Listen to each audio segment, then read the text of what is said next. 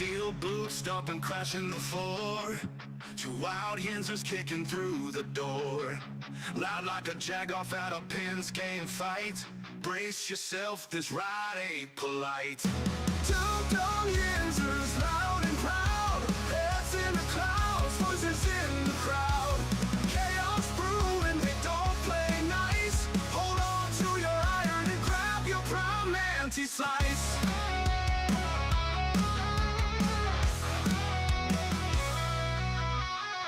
Tales from the burg with a hint of mayhem.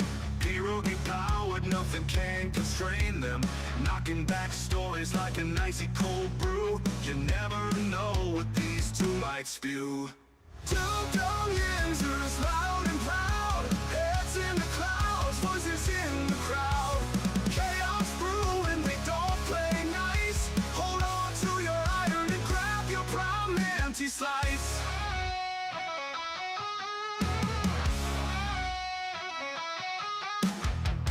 From the bug with a hint of mayhem. Pierogi powered, nothing can constrain them.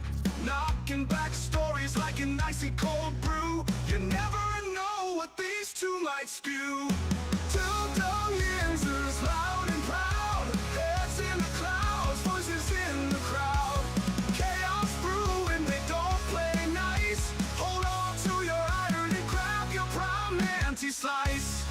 Rivers collide where the laughs always flow. Black and gold thunder everywhere they go. The madcap kings breaking every mold. With two Dum Yinzers, the stories don't get old. Two Dum Yinzers, loud and proud. Heads in the clouds, voices in the crowd. Chaos brewing, they don't play nice. Hold on to your iron and grab your prime anti-slice.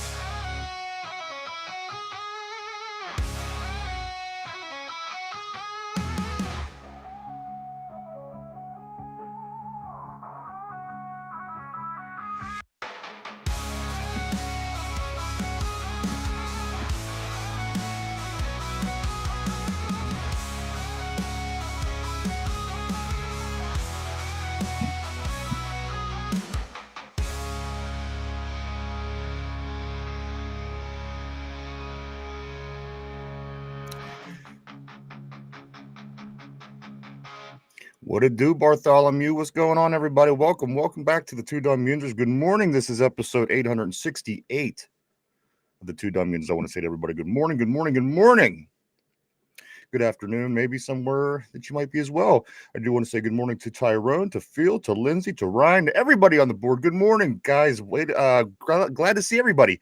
This is Steeler Friday, but there's not going to be a Steeler Sunday, so it's a little bit different of a day. We're going to change it up a little bit today, but there's certainly a lot of things to talk about. Gang, what's up, Cody? Always great seeing everybody.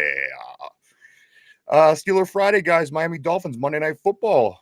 Monday, right here in Pittsburgh. Steelers are a 3.5 point favorite in this football game. And this is week 15, which kicked off last night. And I got to be honest with you guys, do not under any circumstances ever pick who I pick whenever the Falcons play. I made it a point to mention how bad they F me every game this year. When I thought they would win, they lose. When I thought they'd lose, they win. They did it to me again last night. It didn't change. They torched me. They win 29-28 over Tampa Bay. Once again, whoever I pick, I would strongly advise you to take whoever Tampa Bay is playing, because that's how it's just played out all year, until everybody listens to me. And then once everybody listens to me and does just that, I'm sure the tides will turn and it will work in my favor, and everybody will call me a loser. But that be what it be, everybody. Welcome back to the show. Good morning, Richard.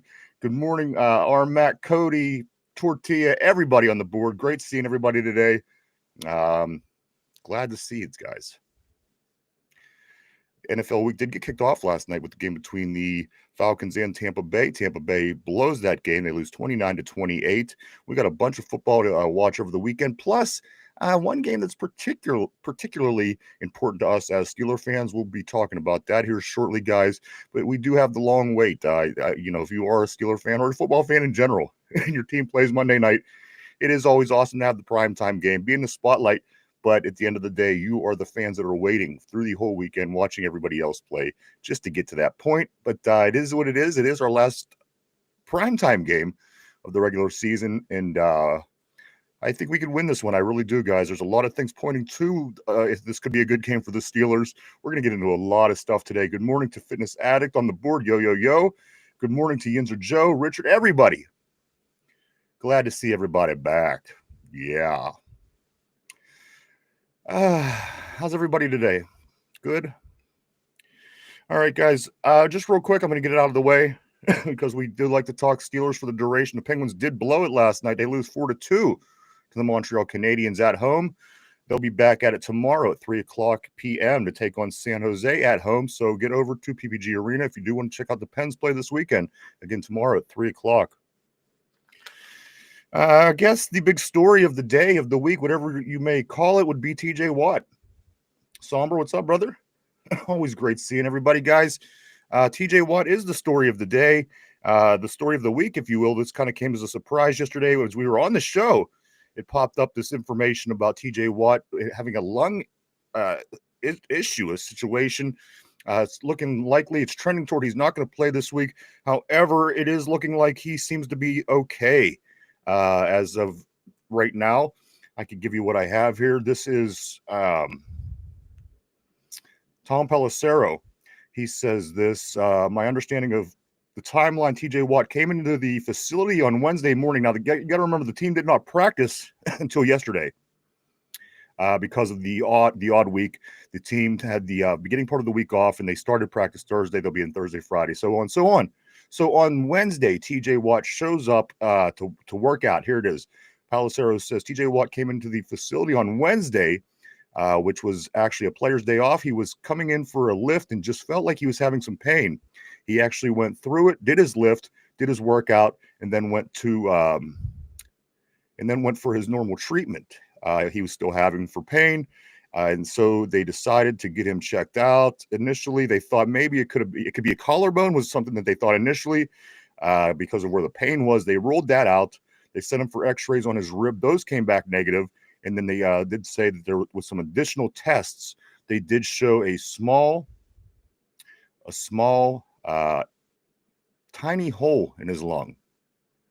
A tiny hole in his lung. And I don't know. I mean, yesterday we were talking about it briefly, and it's something similar to happening to Tyrod Taylor. And I'm obviously not up to what happened to Tyrod, so I don't know the whole situation that went on with him. But apparently, it's something similar. I don't know. It seemed to. I don't know if anybody could update me on what happened and what went down with Tyrod Taylor. That would be greatly appreciated. But as we know right now, it does not look like TJ. It says what he needs now is rest. So at this point, it's not a major issue. Not any type of major long-term issue for TJ. The issue will be fixed, and he needs rest right now. So it is looking as of right now that TJ Watt will not be playing on Monday night. But you know what? It's funny because we had this conversation yesterday. What would the Steelers do? What would they do without TJ Watt? The record without TJ, the record with TJ, so on and so forth, and who might step up, who might play. So it's that's what's going down right now, guys. As of right now, he seems to be okay. He's recovering. He has had a small hole in his lung and just needs to take it easy and get some rest. So that is, I guess, best case scenario. And you always want to check things out like this, you know. So at least he got it checked out. At least he's going to be okay. At the end of the day, is what it is, guys. Let me get to the board. I don't want to miss anybody today on the Steeler Friday. It is Steeler Friday still, even though Monday will be Steeler Friday as well. Today still be Steeler Friday.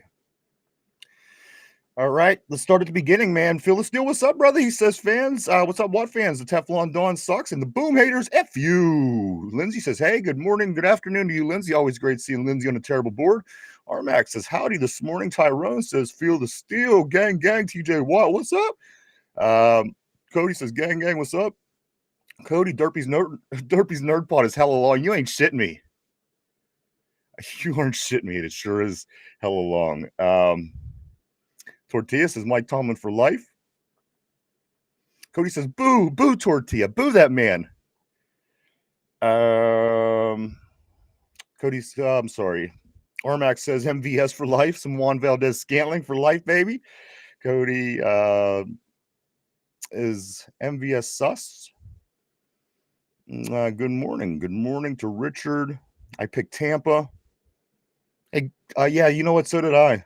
So did everybody. Who would have thought? But you know what? Kirk Cousins stepped up in Atlanta and they got it done. Again, they F me every week this year. Every week. I don't think I won one game with Atlanta in it.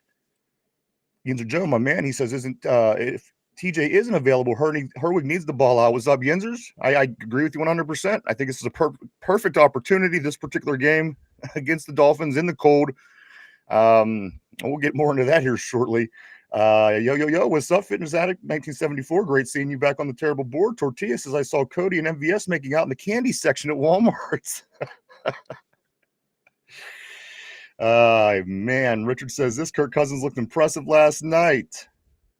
Armax says Atlanta should never have given up on Kirk. Tortilla says I start Pitts over Bowers last second, had like 11 receptions, 3 touchdowns. Sommer, my man, what's up? He says, can we win one? I think we will. I think we're going to win this primetime game. It's a Monday night. It's at home. And you know what? Again, there's no explanation for it going on as long as it has, but it has. So I'm going to stick with that until it is no longer. I think we have a good chance to win this one on Monday. I think we will improve to 8-6. And you know what? Again, with a little help from the Cincinnati Bengals in Cincinnati on Sunday, it could give us a nice cushion, guys. And I'm telling you, the way the season ends out, it could be a good thing. And also Detroit, I'm thinking about that game a little bit last night. It's still a game that I don't think we're going to win, but I think it's a nice litmus test at this point in the season.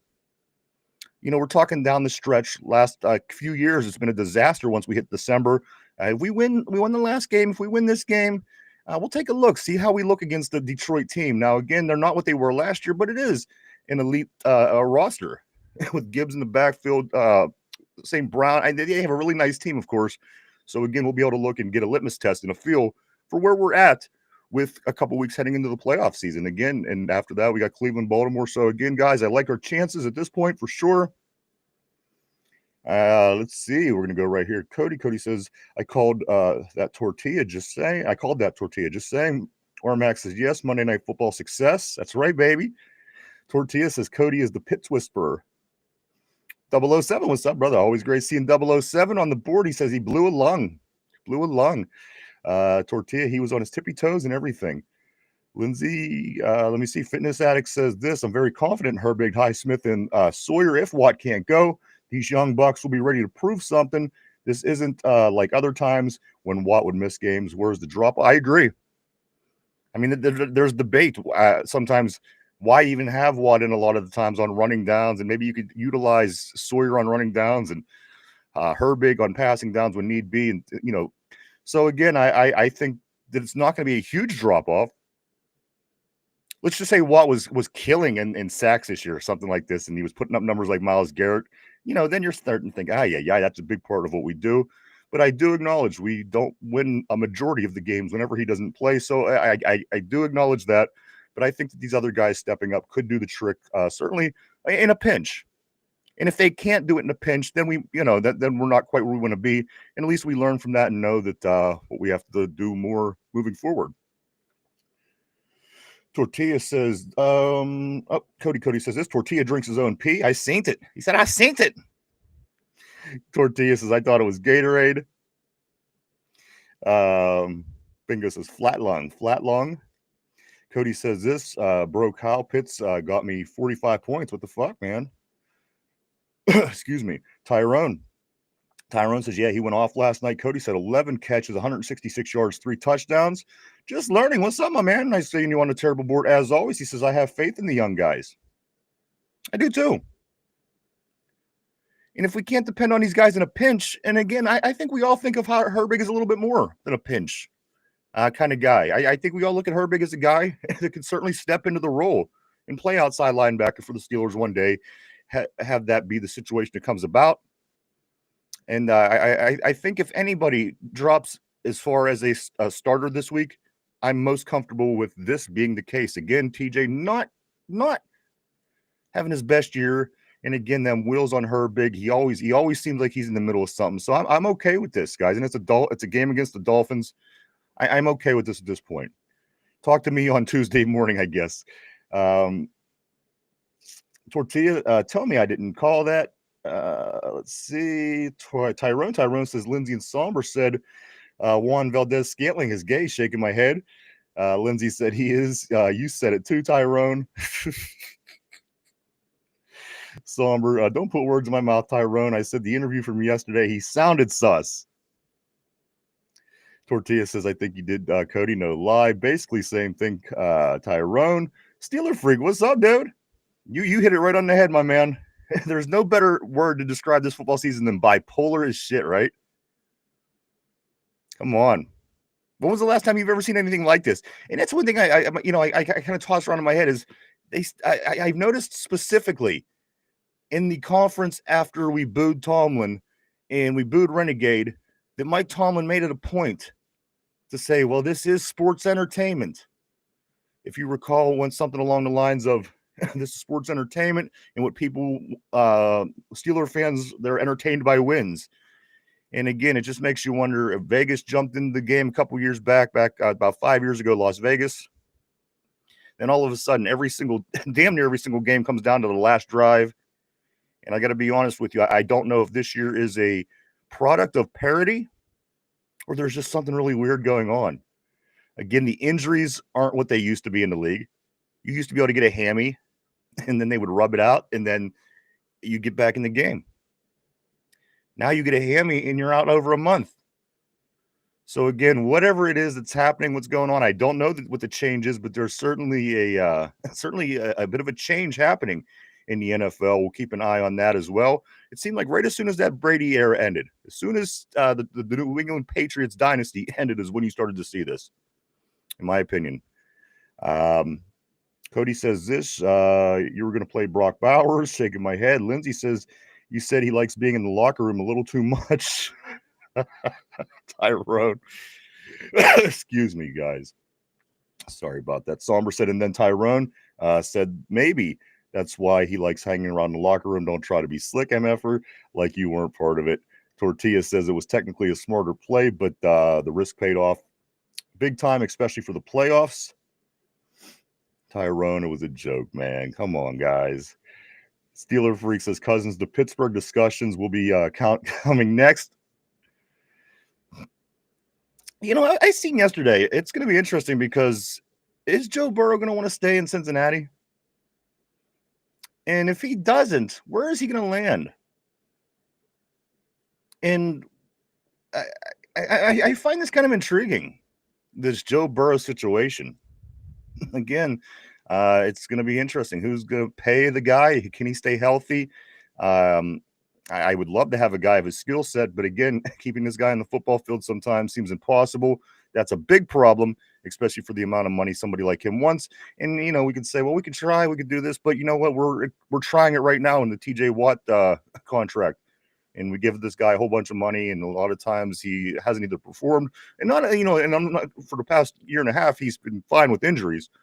But again, keeping guys on the field, when you pay that much money, that's a big thing. And if Joe can't stay on the field, that's, you know, it's going to be rough for whoever does take him. But again, I would love to have the skill set that he has here. I'm going to go right here. Somber says, got to start recording Discord calls. Cody says, Brock Bowers with Kenny Pickett was a safe choice. Tortilla, our quarterback room will be Rivers, Flacco, Cousins, and Rodgers. My God, don't even say that. Don't even say that, man. Kyler Murray.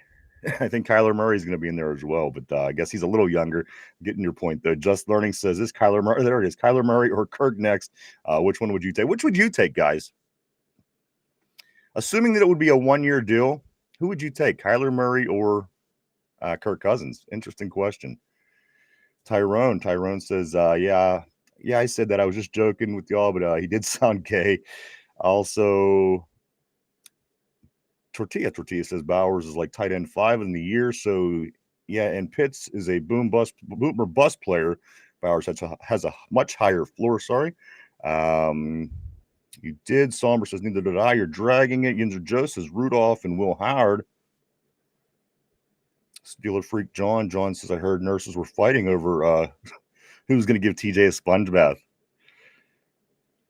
Definitely need record on now. Let's see, RB, what's up, brother? Always great seeing RB on the terrible board, my man. How you doing on this Friday? He says, I mean, Christ, if TJ was doing anything, it might be devastating. He's one play every 3 games. Isn't going to be. That's what I'm saying. I don't know, and I'm not saying that he's a bad player, and I don't want to get into that whole debate. But again, he is not really doing great this year. Again, how much of a drop off will it be in a pinch? Again, it's not a long term thing, and if it was, maybe it'd be a different story. Maybe it wouldn't. But for where we're at right now and what's going on, I think we're okay. John says this. He says they could replace TJ by they could replace TJ. They need Harmon playing. That's huge. We looked at the numbers yesterday. What was it? 191 yards a game rushing they gave up without Harmon, and 96 yards a game with Harmon. That's a big play right there. Big loss not having him in there. Tortilla says, tell him RB. Just Learning says, who is Rogers' wife? No, I don't know. Does anybody know? Does anybody know who his wife is? Cody says, I wouldn't mind seeing Patrick Queen as an outside linebacker. Andrew Joe says, it seems like every time we go in or from Baltimore, something happens, someone hurt. You know what? And that's the thing. How weird. Because DK Metcalf was just the other day, he was in the hospital as he was getting ready to leave Baltimore with these stomach issues, which coincidentally was the same thing that happened to Patrick Queen last year in the playoffs when they went to Baltimore. He ended up getting sick from the food, apparently, is what happened. So it's there you go, par for the course. Tortilla says Harmon, Herbig, Highsmith, the killer H's, and Hayward. Tortilla says, Tortilla, can you find the needle in the Hayward? Tortilla also says, I don't know, can you tell or not by my name, but I would, I just sounds words out. Gotcha. Let's see. Fry or Muth. Yinzer Joe, Burrow will be another Carson Palmer traded to the Raiders. And he's the closest, in a sense, like with Baker Mayfield. He's the closest chance that the Bengals are going to ever have to doing anything of relevance. You know what I mean? It's like I would by all means try to do everything I can to keep that guy on my team if I was the Bengals. But again, it's tough. It's tough. Let's see. Steeler Freak says, I think Bird would want to go to a team with a McVay or Shannon. Both would take him for sure. Murray. Let's see. Zach Wilson. Cody says, what is Zach doing? Whose mom is he banging nowadays? Remember, he was kind of in the limelight there for a while. He was doing his teammate's mom or some shit and kind of disappeared into the night. Sauber says, just let Burrow retire. Maybe modeling is fun for him. Lindsay says you can replace TJ short term. His year off is still better than most. I agree. And that's what I'm saying. I wasn't trying to get into the debate about how good he is. He's good. But in a pinch, one game, right now, we have the other guys healthy. If Herbig was also dealing with injuries and Sawyer, and there was a big drop off. But again, I think the guys could pull together for a game, right?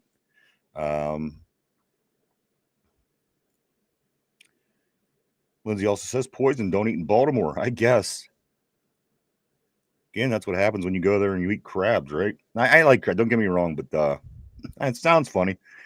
Tyrone says Noah saying we lose and shaking my head. Donnie K5B, what's up, man? I do want to say welcome to the board. Donnie, or welcome back to the board. He says I missed it. What's the update on TJ? I'm sad. TJ is he's resting now. He had a small hole in his lung. He went to work out on Wednesday at the practice facility. He got there, had some discomfort, continued his workout, finished his workout, and then he went for precautionary reasons to the hospital. They found a hole in his lung. He is relaxing and recovering right now as we speak. It's looking unlikely that he'll play on Monday night, but it doesn't seem to be anything interesting. So that's encouraging as well. They're not saying, well, he better stay out for a couple weeks. They're just saying it's trending toward him not playing is right now what I'm seeing. So I do think that that's good news, especially with the playoffs right around the corner, if I will. If TJ don't play, he's okay. Donnie just needs the right. Yeah, that's about it, my man. Donnie says what was going on with his lung. It was just a small hole. People comparing it to, they're wondering, is it the same thing that happened to Tyrod Taylor? Again, I'm not that up to what happened to Mr. Taylor, but That's certainly something that I've seen floating around. Cody says this: Tampa might not make the play. You know what? What a freaking year! I do have some numbers we're going to look at here shortly about just the differences between this year and last year at this time and how things played out, and a few other interesting comparisons, and then also comparison from this year back to the 2005 season, which a lot of people are talking about this year, of course, because of the 20 years on Super Bowl 40. Excuse me, I'm going to grab a drink here. There we go. All right, let's get back at it. Steeler Freak says Rodgers must be traveling around in the back of taxis and in a suitcase. There are no picks thus far I'm aware of. And you know the Vultures are trying. I think you might be talking about the wife. That's a good question. Are we going to get to see the wife? I don't know. It was a weird story to begin with. Remember, he disappeared in the summer, and then he came home and he was married, and we were one. You remember all that. Let me pull my board back up here. It disappeared on me.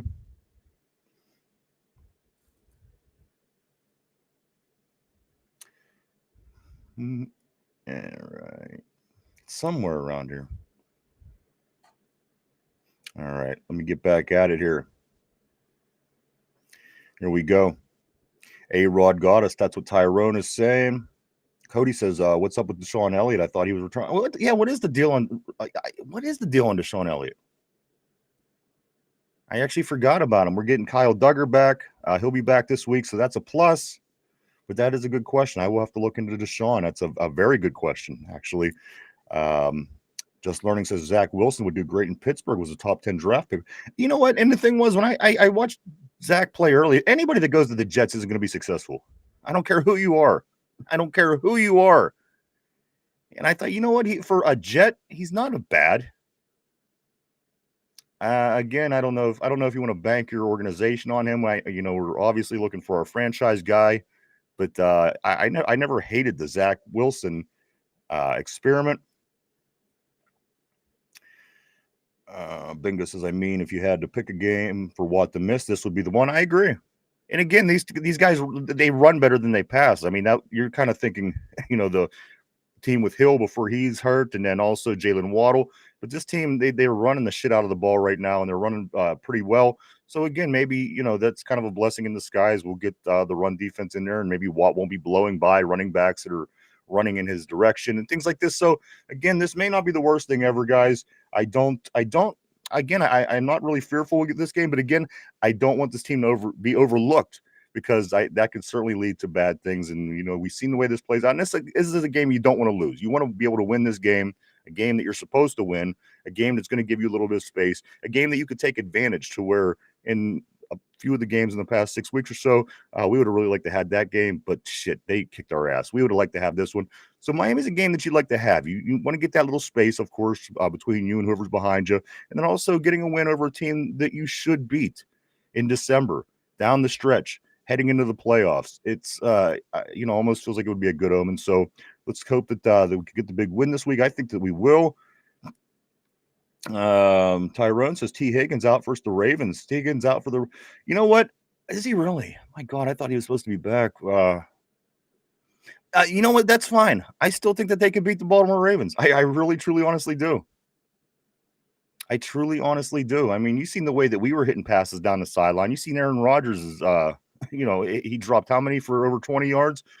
I think Joe Burrow and Jamar Chase should do just fine.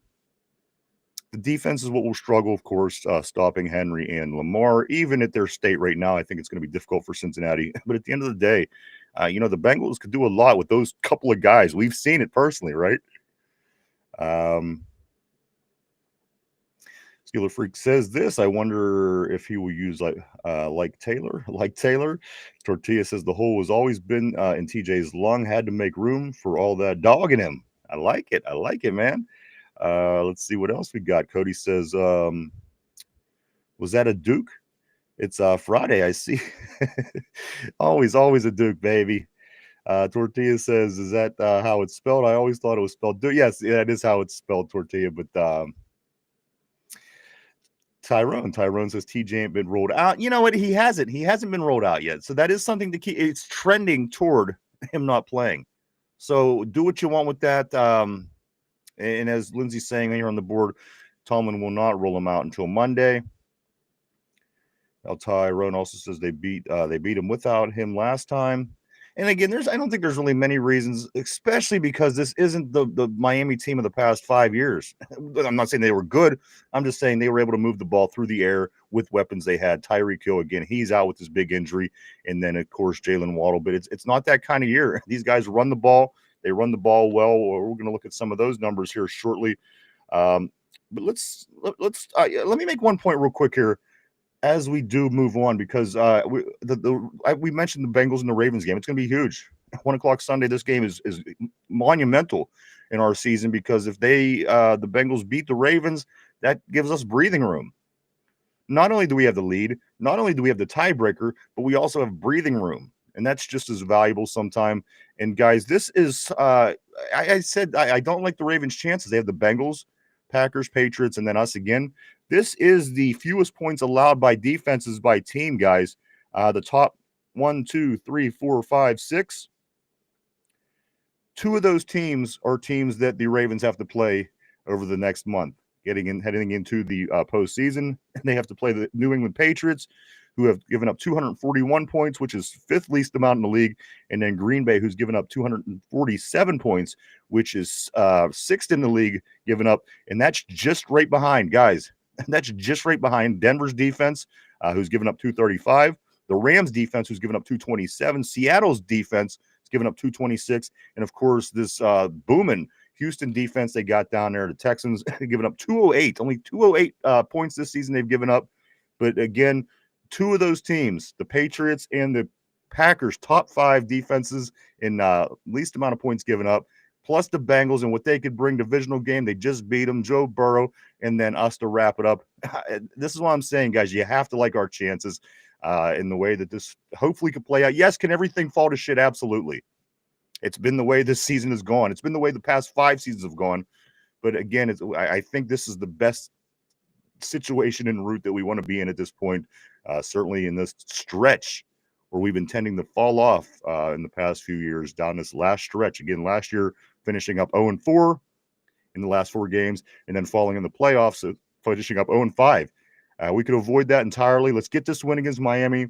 Again, let's take the litmus test against Detroit. Let's see where we stand against a team that is going to put up some points in the playoffs. And after that, again, guys, the Browns. And then at that point, the Ravens may not even be relevant to us anymore, depending on what happens between now and then. And again, I do like those chances, but we have to wait it out and see. Let's jump back on the board, see what everybody's saying, though.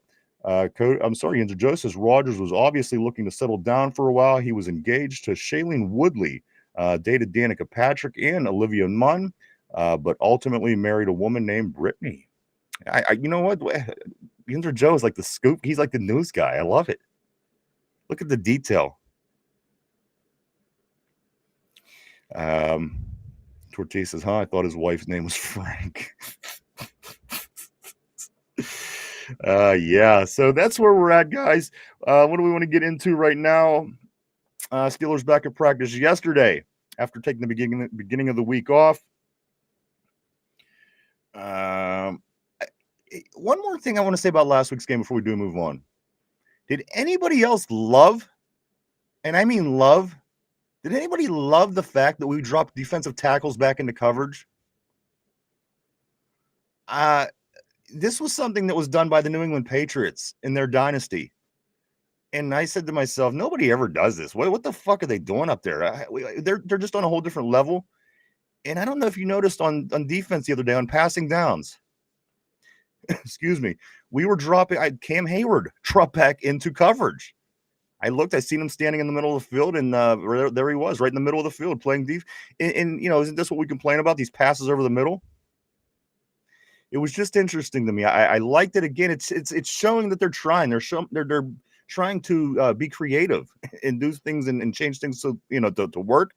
And the fact that I seen Cam Hayward back in coverage, I think, again, it says a little bit. These guys, they're certainly trying to put it together, whether it comes together fully or not.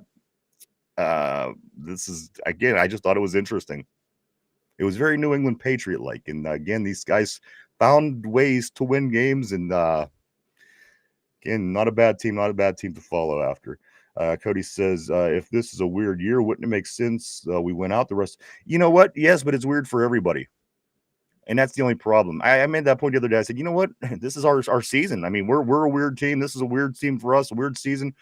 And then somebody on the board, maybe John, he said, yeah, but it's weird for everybody. So, you know, who would get that benefit? Who would be able to benefit from the weird, you know what I'm saying? So it's a good point. Believe me, I thought that through. That's ran through my head before, of course. Tortilla says, I know Cam has an interception in coverage years ago, but no, that's only good on Madden, right? Cody says this Cam Hayward's interception versus the Giants was hilarious. Okay, that might be what he's talking about. That was so funny. Tyrone said, Tortilla says, Larry O was a fucking monster in Madden if you dropped him back into coverage. Cody says, dude got like 2 inches of air, man. John Steeler Freak says this: if quarterbacks are going to go throw so quickly and attack the middle of the field so the rush can't get home, dropping back makes absolutely. And I've always wondered why. Why wouldn't teams do this? And again, after seeing New England being successful doing it, so here we are. Cody says this: when he landed, there was an earthquake in California. Tortilla, the ball hit him in the chest, and he jumped. Tyrone, both answer my question. And then Somber says, just went down a rabbit hole trying to figure out who's Aaron Rodgers' wife. I'll never get that 10 minutes back, guys. So there you go. I don't know. I don't know who she is, but I'm sure she's odd. I don't know. Just the vibe I get. What do we want to get into, guys? Nick Herbig, if he does get to play this week, I mean, he will get to play if certainly more if TJ is not available on Monday night, which is going to be a step in the right direction because his snaps have gone down over the last couple games. Nick Herbig has only logged 39% and 33% of the snaps in the last 2 games, total of 56 snaps. So, again, this will get Herbig more of an opportunity to get on the field. Sometimes it makes me wonder. Why was it? Why was he only getting? Why did his numbers go down? I just don't understand what changed. The guy comes in, a lot of times he's involved in wrecking shit. He either causes a fumble, picks up a fumble. You always see Nick Herbig involved in something. I just don't understand why his snaps drop when really nothing has changed. You would think that, again, him being one of the more productive players on the defensive side, being able to create turnovers, just having that engine, for whatever reason, his numbers were down, but he will certainly get a chance to make that back up this weekend if TJ is not able to run on Monday night. This is what Miami's offense looks like, guys. Miami, they rush 126.5 yards a game. So they do have a good running game. That translated into eating a lot of clock. And again, time possession has been something that we found ways to win against this year, which is an odd thing. But again, it's an odd season. The Miami Dolphins, they rush for 126.5 yards per game, which is 8th in the NFL. Their running back, he has 1,126 yards, which is 4th in the NFL. In the most recent 4-game winning streak, the Dolphins have been rushing for 192.2 yards a game. But as somebody mentioned on the board yesterday, their recent schedule has been pretty rough. I mean, the Jets were in there, the Saints were in there. Not a good run of teams, but all things considered, it is their strength. It is what they're going to do. It's not going to be what we're used to seeing. Again, getting that ball down the field a lot. It's going to be on the ground, which I think benefits them in a way because it is in the cold. It is going to be 18 degrees. They're not going to have to throw the ball over the place. They are going to run. But again, I'd like to think that our run defense is better than the Saints and hopefully the Jets as well. So that will be the strength. That will be what they're trying to work toward. But you got to be ready for 2. You got to be ready for the whole crew, as in every game. Again, this is a game you can't look by. You don't want to lose this game because then we're sitting back here next week scratching our nuts saying, what the fuck's next? What is next? What are we going to do next? We got the Lions. We couldn't beat the Dolphins. Now we got the Lions. So again, this game necessary? No, it's not necessary. But damn it, it's surely a big game. The Dolphins only have 1 less win than we do, guys. Or 2, or what are they? 5-7, maybe. They're not the Dolphins that they were. Yes, they played some crappy opponents, but you know what? Didn't we not play so great against some crappy opponents? That's all I'm saying. Got to focus on this game. Make it the biggest game of your year. Make this your Super Bowl until Monday night is over, and get the guys with that mindset and get this win. Because again, it goes a long way. And again, we know by the time we play Monday how that Bengals and Ravens game went. So might have a little added pressure going into that game. Say Baltimore wins. I'm leaning a lot towards Cincinnati, but let's say Baltimore wins. Now that pressure's on you. So again, you got to focus on this game like it's the biggest game of your life, and don't shit the bed. You can't shit the bed against this kind of team, especially if you want people to start believing that you're a January team. You know what I'm saying? So again, a big game, must win, no, but damn it, it's a very important win. Let's see what else we got here. Here's another thing about the Dolphins running game. They don't necessarily do a lot of running between the tackles. Remember that San Francisco offense about 10 years ago or so, where they hit the perimeter a lot. They were on these outside runs, running off tackle. That's something that the Dolphins do as well. So again, that's interesting for that position, that left outside linebacker position. With that being said, the Dolphins they love to stretch the field horizontally when running. 91 of their 320 plays have been on the perimeter. 91 of their 320 plays have been on the outside. That's very uncharacteristic of the NFL. Outside guys, they still in the NFL, they're just too fast. That's why in high school you see the running backs that they get that run around the outside and they get 80-yard touchdown runs like it's nothing. And then college, it's even you can still use the outside. But in the pros, everybody's so fast. By the time you get out there, there's people out there waiting for you.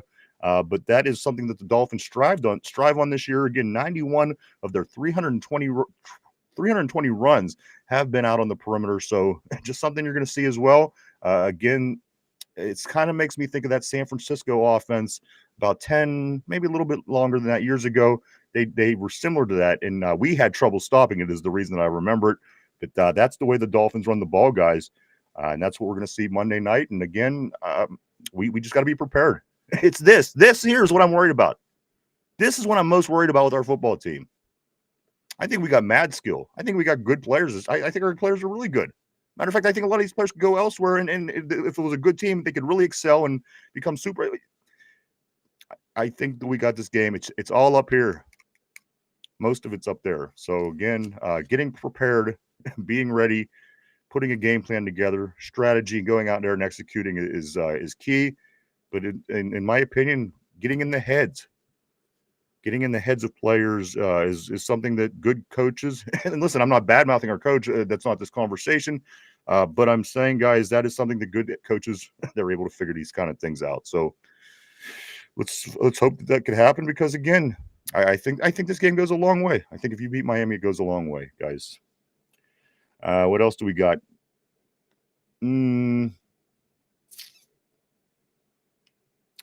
Let me talk a little bit about the defense right here. Terrell Austin, he praises Y.A. Black, says the rookie has learned his opportunity to play more. I like that.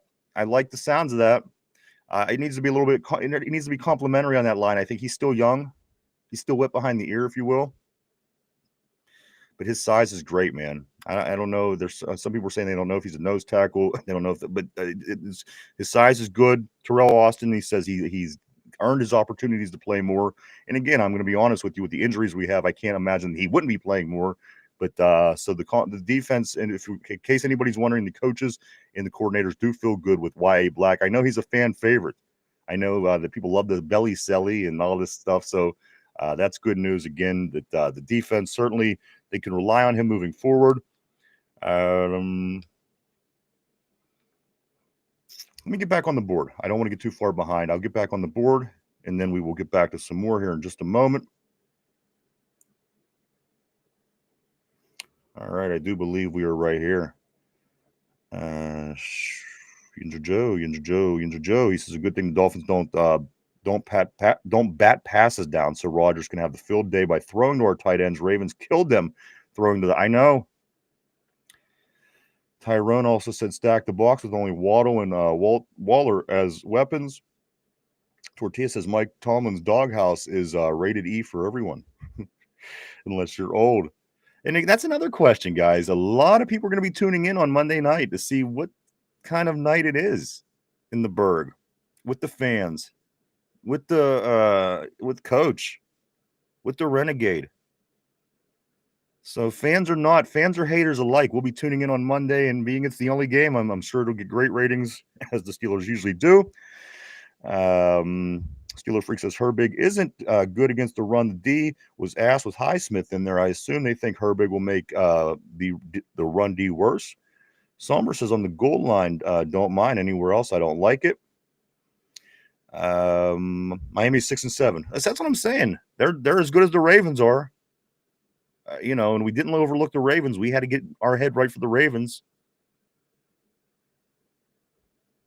Yinzer Joe says we're getting Malik Harrison back off a concussion. I think that'll help. And I will. I'll crack into the injury report here in just one moment. They're still in the Dolphins are. That's the thing. They are still in the playoff hunt, guys. A lot of teams think this is a team that didn't win a lot of football early, and they didn't. But they're on a streak. They won a four-game winning streak. This is another reason why I think we beat them. They're just not a good team. How far can a not good team go without losing? I think that this is our game. I think we got their number in this one, but that's why they play again. Tortilla says, man, they got Harrison killed. Who's guarding Waddle? I'm not sure who's guarding Waddle. I'm gonna guess JPJ. That makes sense. That would make sense, right? Cody says OJ Simpson style. Pierre, what about Pierre? Tortilla says Pierre on the board. Not a bad guess there. Fielder still says I'm worried about the offense crapping it up and not scoring when they're supposed to. Again, how can you not have it in the back of your mind? How can you not have it in the back of your mind? I mean, we've seen it. I just don't know. I don't think their defense is that good. And again, remember against Cincinnati, we put up 31 and 33. They had a terrible defense, so we were able to score. In some of these games, we do put up points when the defense isn't good, which it's par for the course. But I'm not reading a lot about Miami's defense being really good, so I do like that. When we play more stout defenses like the Chargers, Seattle, we certainly struggled, lost those football games. But again, the teams that don't have those dominant defenses, teams that aren't in the top six that I just mentioned, we've had moderate success. So I like our chances in that area as well. Tyrone, he got torched by Zay Flowers. JPJ or Eccles. Eccles is another one we love back there. Tortilla, JPJ is playing better edge rusher. Steeler Freak, I believe the Dolphins have won 5 in a row by averaging 185 yards. They got lucky and have 3 good running backs. I assume they're going to run. That's their thing this year, John. That's their MO. And again, it kind of caught me by surprise. I don't think run when I think of Miami Dolphins by any means, unless I go back to Larry Zonka, talking about old. I mean, that's back in the day, man. So, Mark Malone, what's up, dude? Always great seeing the great Mark Malone on the terrible board. Mark says this, give Hayward a snap off here or there. JPJ is playing receiver. Tortilla says, yeah, if he's going to hold on defense, we might as well hold on offense too. Tyrone said he's only had 5 flags on him. I can't believe this number. We were talking about that yesterday. It seems like a lot more, but I'll take your word. Tortilla says if it's Waddle, it's going to be 7 by Tuesday. Steeler Freak says Tua has 14 interceptions. If they get behind, there's a good chance. That's what I'm saying, man. That's not a good team. People see this winning streak. People see these rushing yards. But you take those last 4 games out against the Saints and the Jets twice and whatever, it starts to make sense.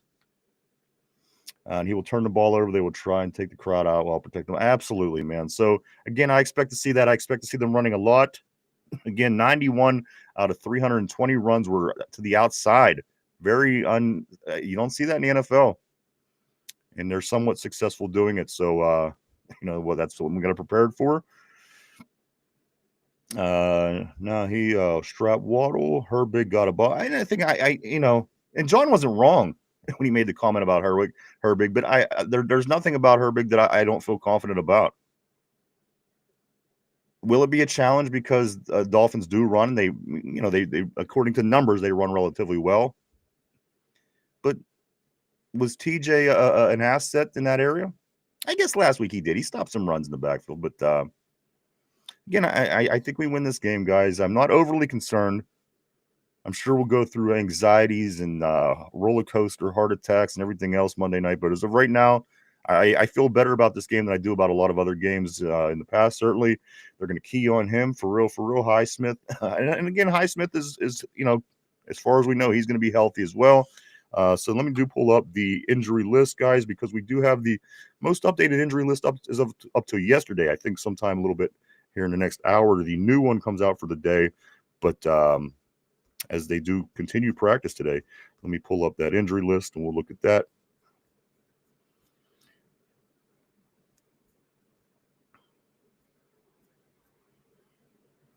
Yeah, I'll pull it up sometime in a second here. I don't know where it went. Here it is. All right, here we go. This is our injury list, guys. As of yesterday, Thursday's practice report did not practice. Of course, TJ Watt out with his lung. James Pierre did not practice yesterday with a calf. Remember, guys, yesterday was the first day of the week for practice. So just keep that in consideration as I continue to go down this list for the injuries, guys. So did not practice yesterday. TJ Watt with the lung. James Pierre with the calf did not practice yesterday. Ben Skoranek with the hand. Derek Harmon back to practice with his knee. And then also it says he didn't practice, but he's cleared to practice. And then Andrews Pete, of course, with his concussion, limited practice. Malik Harrison, of course, had his concussion protocol. And then Darnell Washington as well had limited practice coming off of his concussion as well. Full practice yesterday was DK Metcalf coming off of his abdomen. The whatever the hell they fed him in Baltimore, he was back to full practice yesterday. Patrick Queen with his glute was back to practice yesterday fully. Aaron Rodgers with his broken wrist was practicing fully. Kyle Duggar, expecting to make his return Sunday night, was practicing yesterday fully with his hand. Y.A. Black with his shoulder was practicing fully. And finally, Keanu Benton also practiced fully with his ankle. That's what the Steelers injury report looks like as of right now. Something can come out as soon as we go off the air, which it usually does, and say, you know what, this injury happened, and this guy may or may not be playing. So I just wanted to throw that out there. But as of this moment, that is what our injury report does look like going into Monday's game. Plus, we got the extra day, so that helps a little bit as well if guys are trying to get healthy, and they just need that little bit extra time. Tortilla says they might put a lot of focus on Harmon. Either way, people got to win their matchups. Joe says, is Darren Waller not playing? The middle of the field is bad for the Steelers. I hope they have a defensive plan for him and Waddle. I think they will. I think he's playing. And again, I think that we handle this team good. I think we match up good against this team. That's one thing that people often forget about when they talk about this last game at home against Buffalo. That was the number one rushing team in the league. That wasn't brought up enough in the media, I don't think. Of course, Josh Allen always gets his name gets the highlight, but at the end of the day, they were the number one rushing team. Should we've given up 250 yards? No, absolutely not. But at the end of the day, one thing we look when we look at when we're looking at this, guys, I forgot what I was going. I got a little ahead of myself. I started reading something else. But stopping the run.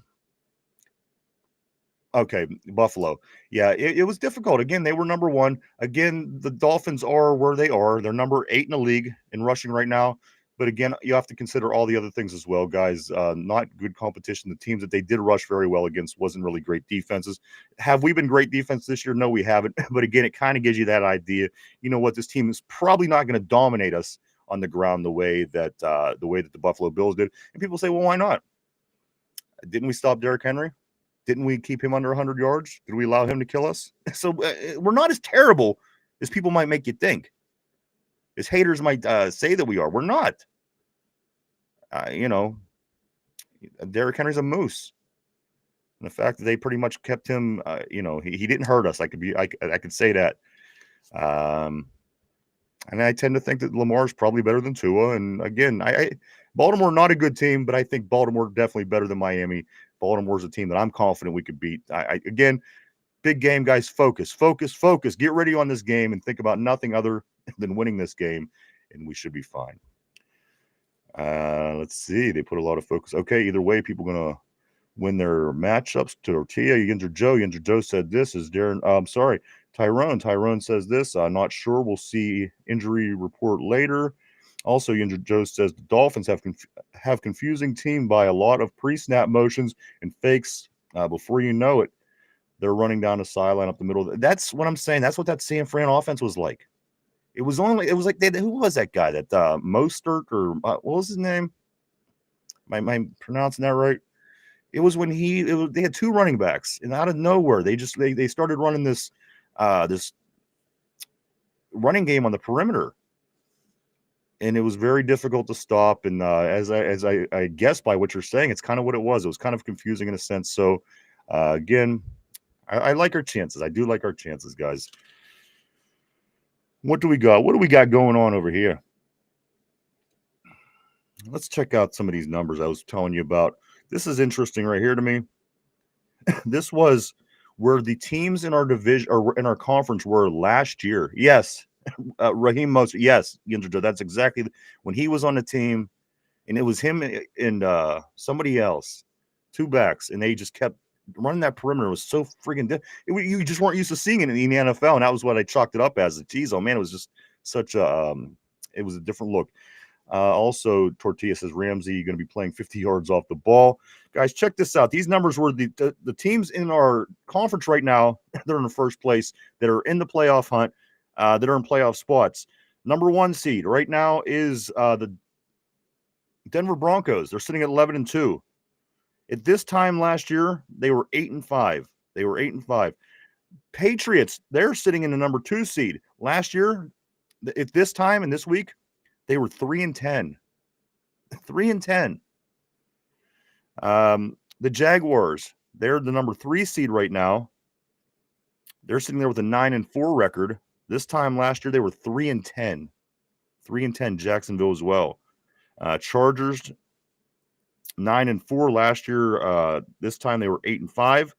Buffalo, last year they were in Buffalo. This is kind of odd because they're actually better this year than they were last year.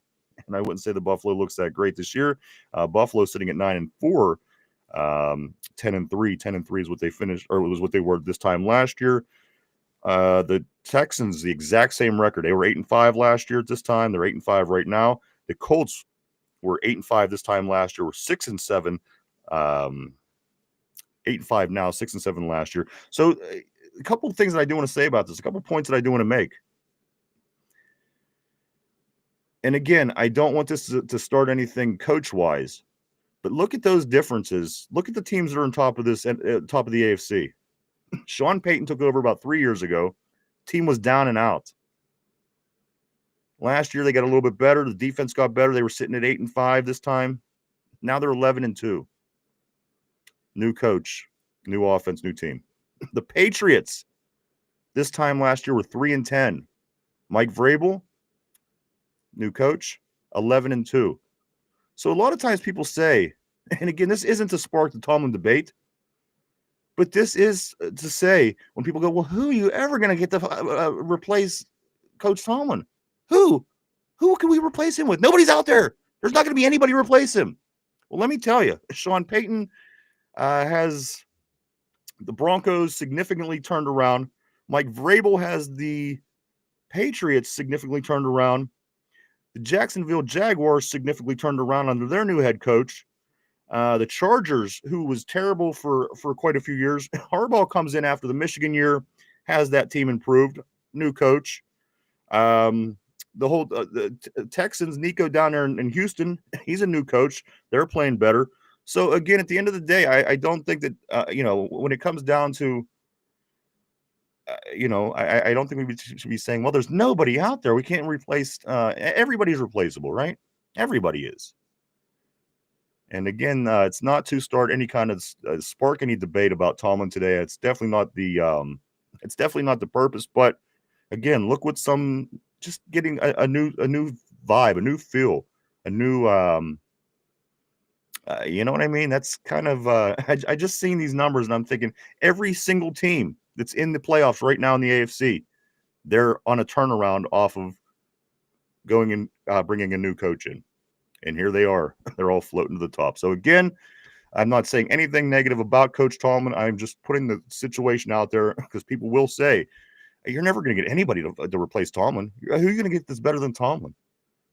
And as far as I know, Mike McCarthy, he's unemployed right now as well, I think. And I think he has the exact same numbers as Coach Tomlin. But again, just the point being made, I'm trying not to kick any dust up on that subject. Just it was interesting. I seen every team that's in there, excuse me, are teams that just had the coaching turnover. So just kind of something to keep in mind going down the road. Back on the board, it'd be looking like this. Tyrone says, Ryan, I'm getting a DK jersey. We wore versus the Packers, and that's nice, man. And then the Ramsey color rush.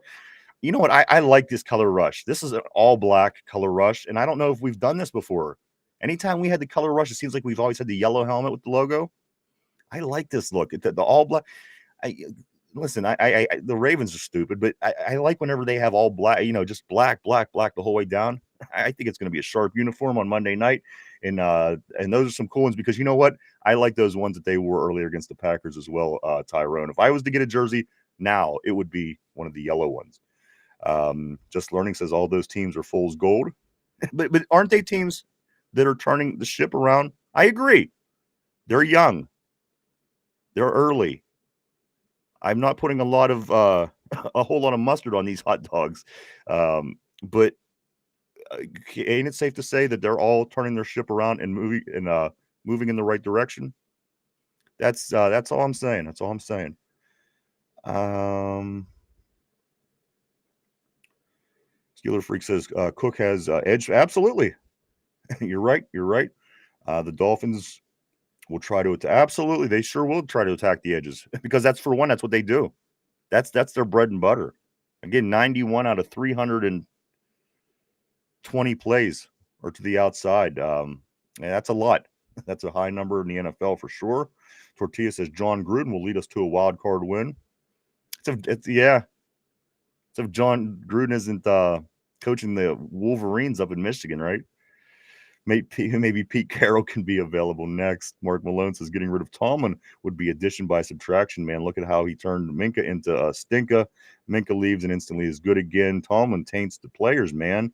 Cody says the owner of my company tells us that all the time, and that's kind of a fucked up thing to tell your employees, but it's true. We're all human. That's all. So everybody's replaceable. For the most part, I think. But let's see. Tyrone says tortilla. You don't believe that. Tortilla. Tyrone says tortilla. You don't believe that. John Gruden, I think, is the comment that he's talking about. I do got Instagram. We got Instagram. Okay, cool. Tortilla says this. John might not win us a Super Bowl, but he'll get us a playoff win. Baby steps. Oh, he was another one that came in and took over somebody's team. We could make that argument all day. Didn't he come in and take Tony Dungy's players to the and get his ring? Is this what we want? Is this what we want in Pittsburgh? Is this what we need? That debate again after the guy who people argue, they say, well, he won it with Cowher's team. Do we want to bring in the guy who won his only Super Bowl win with Dungy's team, Dungy's players? Isn't that kind of the same thing? I don't know. To me, John Gruden has never proven to be this great coach. He's more of a face. He's novelty to me. But we will see. Also, this Tyrone says, I don't know, gang. He ain't coach. That's what I'm saying. I don't love the idea about John Gruden. He's more of a PR piece to me, in my opinion. No, John never stopped being a coach. Michigan coach charged with home invasion. That dude, that was a crazy situation. That guy up in Michigan, the coach up there, my God.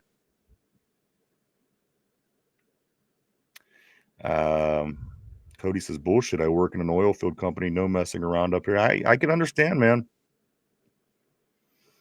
He just needs a team. Tortilla says, Mark Malone says Tyrone Biggums would be an improvement over Tomlin. Tortilla says you can take John off the field, but you can't take the field out of John. So there you go, guys. What do you guys think? Do you like the idea of John Gruden? I mean, he's very vocal. He'll certainly give his opinion. His face will be all over the television screen. I guess we like those things. But as far as getting it done, has he ever really got it done? He was with the Raiders, and then he left, and then he took over Dungy's Buccaneers, won the Super Bowl with them. As a matter of fact, he won it over his own Raiders. His team was the Raiders. When Tampa Bay destroyed the Raiders in the Super Bowl in the early 2000s, he came over from the Raiders, and Bill Callahan took over the Raiders job. So the team that actually lost was John Gruden's players, and the team that won that John Gruden was coaching was actually Tony Dungy's players. So again, I mean, I could see how this could blow up into a big thing here in Pittsburgh, had that be the case. But that is what happened there. And again, I'm just not super sold on the John Gruden. I don't love it. I don't love him. I don't think there's anything about him that says, yeah, you got to get this guy. I just don't. I think sometimes it's a little bit more all about John Gruden than anything else. But I guess we will see. Again, he may end up in Michigan, depending what's going on up there. New field quality mandate. This is something that was talked about earlier in the week. They said this. They said it shouldn't be a big deal for the Steelers. Now, apparently, they're putting regulations in place to make sure your field is playable after we lost Miles Killebrew for the season earlier this year in the Browns game, and also Chris Boswell. I mean, he took an awkward fall that game, and you don't want to lose your kicker, especially if he scores a lot of points for you. So there is a mandating system, something coming into fruition to make sure everybody has playable fields. And the Steelers say that it shouldn't be a big deal for us, which is kind of interesting because, again, every year it seems to be a big deal for us. You got Pitt playing 6 games here. Then you have all the high school championship games.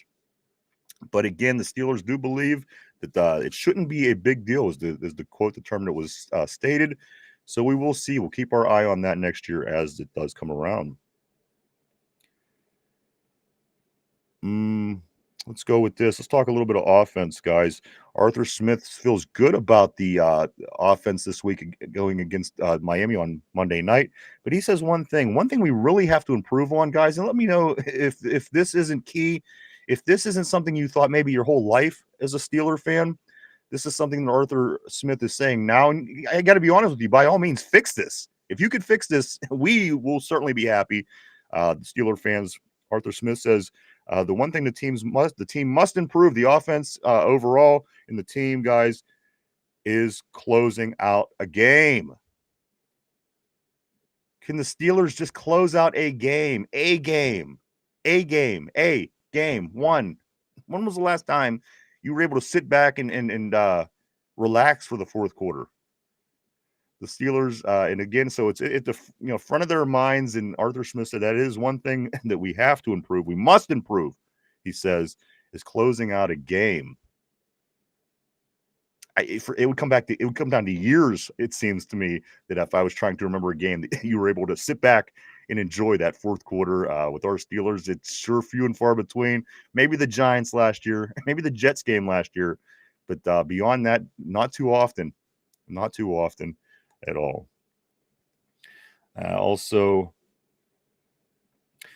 as far as the offense goes, Arthur Smith also says he's not looking forward to facing Minkah Fitzpatrick, as was mentioned on the board. Minkah is certainly back to being Minkah, making big plays down there. And, it's scheme. It's scheme. You put guys in the right schemes and they make better plays. And again, they kind of, I don't know. I don't know what happened with Minkah, but you see other players able to step in and do the things that Minkah was doing early. Jalen Ramsey certainly making big plays at certain points during the season from that position. Kyle Duggar coming in his first appearance for the Steelers and driving a pick six home. So again, Minkah Fitzpatrick back to being Minkah will certainly be something that we have to consider as well. And that plays into this next comment. Aaron Rodgers, he says this: the Steelers' success, the success of the Steelers passing this past week was due to everyone being on the same page. And again, by all means, shouldn't this be something that should be day one kind of shit, getting on the same page, going into week 15, just realizing that being on the same page is why the offense was successful? Probably not a good sign. But at the end of the day, it is something that is being acknowledged, hopefully addressed and worked on at practice. Aaron Rodgers, he does say the Steelers' success last week, and certainly in the past game, had to do with everybody being on the same page, which you remember that was kind of an issue the week before. He was coming out saying, we're not on the same page. I can't off the top of my head. Johnu maybe 2 games ago, the running the wrong pattern or the wrong route, and that. So again, he feels that they got it together. I feel that it was certainly better than it was the week prior, but that is something that Aaron is saying. Let's see. The Steelers, I think they need not so much to be successful in the long passing game, but I think that they have to keep it implemented. I don't think that you could go away from the long passing game. Look how that affected us in that period of time when we weren't taking the shots down the field. It affects the game immensely. The defense tees off on you. They know you're not going to go down the field. They know every pass is going to go 3 yards. That's come on. So I do think that taking the shots at least downfield, and with Minka back there, you got to be careful. You can't be throwing lollipops out there. But at the end of the day, I think you have to keep showing that ability. You have to stretch the defense out. You have to open the field up. You have to let the passing game open up your running game, and vice versa. So again, why they just went away from it entirely, I don't know. If you're going to waste it down, and teams do it all the time, you waste it down to position yourself better to do other things. Take the shot down the field every once in a while. At least do that. And as I said, you've seen what actually throwing the ball down the field did last week. Four big plays of 20 yards or more. When prior to that, I think Aaron Rodgers had 7 of 29. It was 7 of or something along that numbers. So again, 4 for 4. 4 for 4. Aaron going deep last week and converting on those plays. You got it. You got to. I don't like the way that they're shrinking their game, and I don't know what it is. I don't know why they do it, but for some reason that's what the team is doing that this year. You got to open things back up. You have to. There's a reason everybody isn't doing the Arthur Smith offense, because it's weird. You need receivers. You need playmakers. You need guys running around out there that can make plays. Let's jump back on the board though. Phil the Steel says Arthur Smith sucks. Wait, where are we at? All right, a little farther up here. All right, I'm going to go right here where Mark Malone says, I was watching a few of those reruns the other night. Hilarious shit, man. He'd start Howard. Also, I forgot we even had Boswell. Which brings, I'm going to ask these guys another question here in a second. So just hang tight on that Boswell comment. Tyrone says, for real, though we actually scored touchdowns. That's what I'm saying, dude. Yeah, you have to use, you got to throw the ball downfield. You have to. And for any other reason, you pick up a pass interference and you gain mad chunks. You know what I'm saying? You got to throw the ball down the field. You can't continue for games in a row to not. It's insane. Yinzer Joe says Tomlin's a PR piece, can't even walk. And you know what? That could be an argument. He's very good with them. He says the right things and gets people. So again, be careful what you wish for with this John Gruden. I don't see it. I don't see it with him.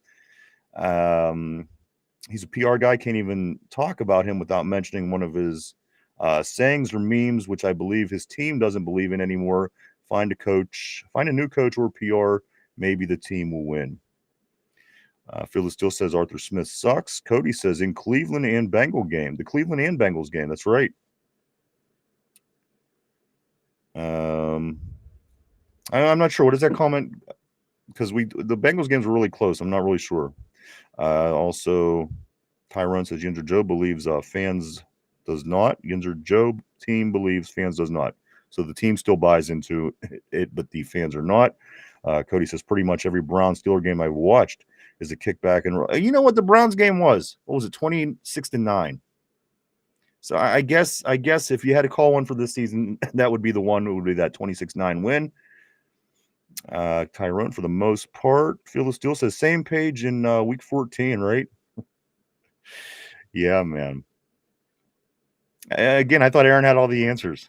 Again, I thought this is why he wasn't practicing in preseason. I thought he had all of his shit together. Well, remember when I argued that he didn't, and you have to practice and you got to get your reps? This is why. You don't want to be in week 14 finally getting it together.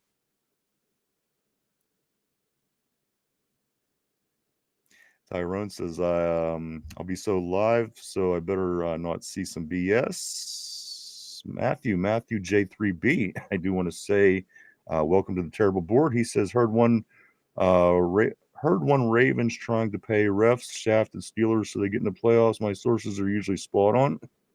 I don't know. We got the win. They got the loss. That's all I know. We're focusing on Miami. Nobody gives two shits about Baltimore. Let's move forward as the Steelers are. Mark Malone, we have receivers, man. Tyrone says, I hope Adam T and MVS get guy. You know what? And that seems to be it too. He seemed more comfortable with those veterans in there. Imagine that. I mean, come on. Are there guys I would love to have better than Adam Thielen and MVS? Yes, but they'll fit.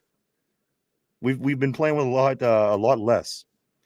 And again, I thought they both had pretty. I thought Adam Thielen had a pretty good career in Minnesota overall, and MVS is Aaron's guy. So you know what? Oh my God, it's going to help. It's going to help getting this guy some veteran receivers who knows what they're doing in week 15. Miss Pittsburgh, always great to see Miss Pittsburgh. She says, "Good afternoon, everyone. Here we go." That's right. Here we go. I think we are. I think we got this. I really do, Miss Pittsburgh. Tortilla throwing the ball far is scary.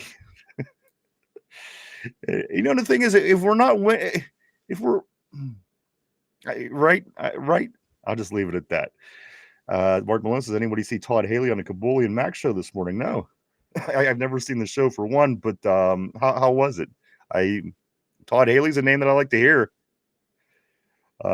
Miss Pittsburgh says prayers up for TJ. Absolutely. Here we go, Steeler Nation, and finally Joe Burrow is getting tired of playing for Cincy. Yes, and yes. Here we go, Steeler Nation. Definitely prayers up for TJ. It seems that he's going to be okay. Relaxing and resting right now and healing from the lung, and then also Joe Burrow. We did briefly touch on that earlier. It's going to be interesting to see where he goes. And you know what? If he goes out of the division, I'm totally fine with that. So again, whatever happens, just one less thing that we have to worry about. Let Joe go where Joe wants to go. Maybe he'll end up in the NFC. We'll get him once every 4 years. That could be a good thing for us. Also, Tortilla says this. He says, I'm tired of Cincinnati too, and I've never been. I can only imagine. What else? What else we want to get into today, guys? It is Steeler Friday. Not a usual Steeler Friday. We're not getting ready for the big game on Sunday. We're kind of it's an early preheat, I guess. A preheat to the game. For the pregame. Of course, we'll be talking about everything on Monday. We'll be doing the overs and unders, keys to winning, and all that stuff on Monday. So I figured we'd keep it more exclusive to then. So today, a bunch of different random Steeler news, information, facts, all that kind of fun stuff. And, of course, keeping up with our star outside linebacker, pass rusher, TJ Watt, with his lung yesterday. Had Wednesday gone to work out, had an issue. He felt discomfort in his lung, finished his workout, went to the hospital, and there was a hole. There was a hole in his lung. And again, as far as everything that we know, he is healing, recovering, and on his way to getting better. So all good news there. Of course, you don't want to see these kind of things. And it's a serious thing with the heart or with the lungs or with anything, any organ. Got to take that stuff seriously. So good on him that they got it taken care of and caught early. Let's go right here. Tortilla says, Mac Caboli and cheese. Come back down here. Let's see. It's not that bad, Tortilla, for real. It's like 30 minutes from me. I'm glad we play Monday, maybe extra day to get rest, maybe, I guess you're saying. Mark Malone says Haley is a logical guy, man, makes a lot of sense. No wonder Tomlin couldn't coexist with him. Rest got you on that.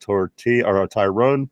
Lindsay says, don't go there, Tortilla, you will regret it. But Cincinnati, Tortilla says, damn, bro, go tell Burrow we'll give him whatever he wants except number 9.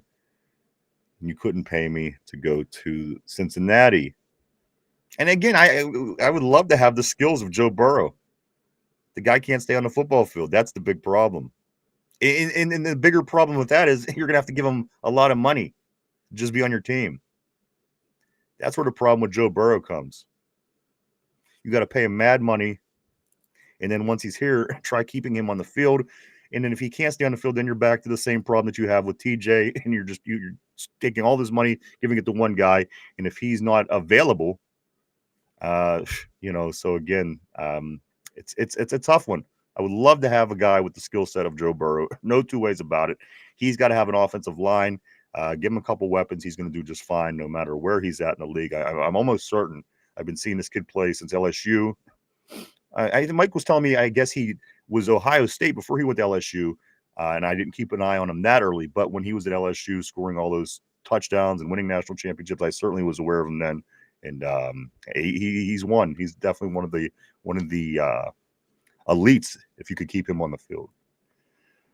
Burrow and Highsmith would be best friends.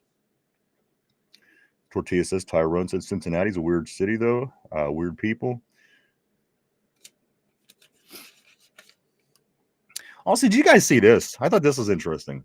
And I didn't even read the whole story. I just think that the news of this is pretty freaking hilarious. Did anybody see that Brett Kiesel is going to... All right, right here. Brett Kiesel, former Steeler Brett Kiesel, to officiate the marriage of 8 couples at PPG Arena on Valentine's Day. This is what it says. When the professional bull riders come back to Pittsburgh. What? Where did this come from? Apparently, on Valentine's Day, bull riders are coming back to Pittsburgh. Brett Kiesel is marrying 8 couples at PPG Arena of bull riders, it looks like. Steelers legend will marry 8 couples on the dirt. So whether it's the bull riders or not, I don't know. That's what I haven't seen the story per se. I'm seeing the headline and just reading this. But it says, when professional bull riders come back to Pittsburgh on Valentine's Day weekend, a Steeler legend will marry 8 couples on the dirt. Again, just funny. If anybody knows anything about this, throw it up on the board. It's kind of interesting, kind of funny, kind of out of nowhere. But there you go. If you want to be married by Brett Kiesel on the dirt of professional bull riding, it's out there. Anything is out there for you if you want it, I guess. Let's get back on the board for a couple here. Yinzer Joe says, I think Burrow would love to throw to DK Mount Washington. Dude, you know what? Darnell Washington, he's got to be used more, right? I mean, yeah, they started to use him, and then he gets this concussion. But you can't lay off with a guy that's this size. What are you going to do? You're going to hide him and keep him a secret till next season? Come on, you got to use the shit out of him. People can't tackle him. You need 3 guys at least. How can you not give somebody like that the ball? Come on, what are you, nuts? Tyrone says if Burrow leaves, Chase leaves too. Well, which would be even better for us, right? Phil says the beard. Tyrone says the real 99. Sorry, Harmon. Phil the Steel says imagine the beard and the belch on the 2 Dum Yinzers. Man, love to have the keys. Love to have the diesel up in here. Mark Malone says Kiesel was some kind of fucking rancher. Yeah, he's a rancher out in Montana or some shit. I don't know what he's doing, but I do know on Valentine's Day weekend he's going to be marrying people at the professional bull riders as they come back to PPG Arena in Pittsburgh. That is going down in February. Yeah, interesting stuff. Let me see what else we got here, guys.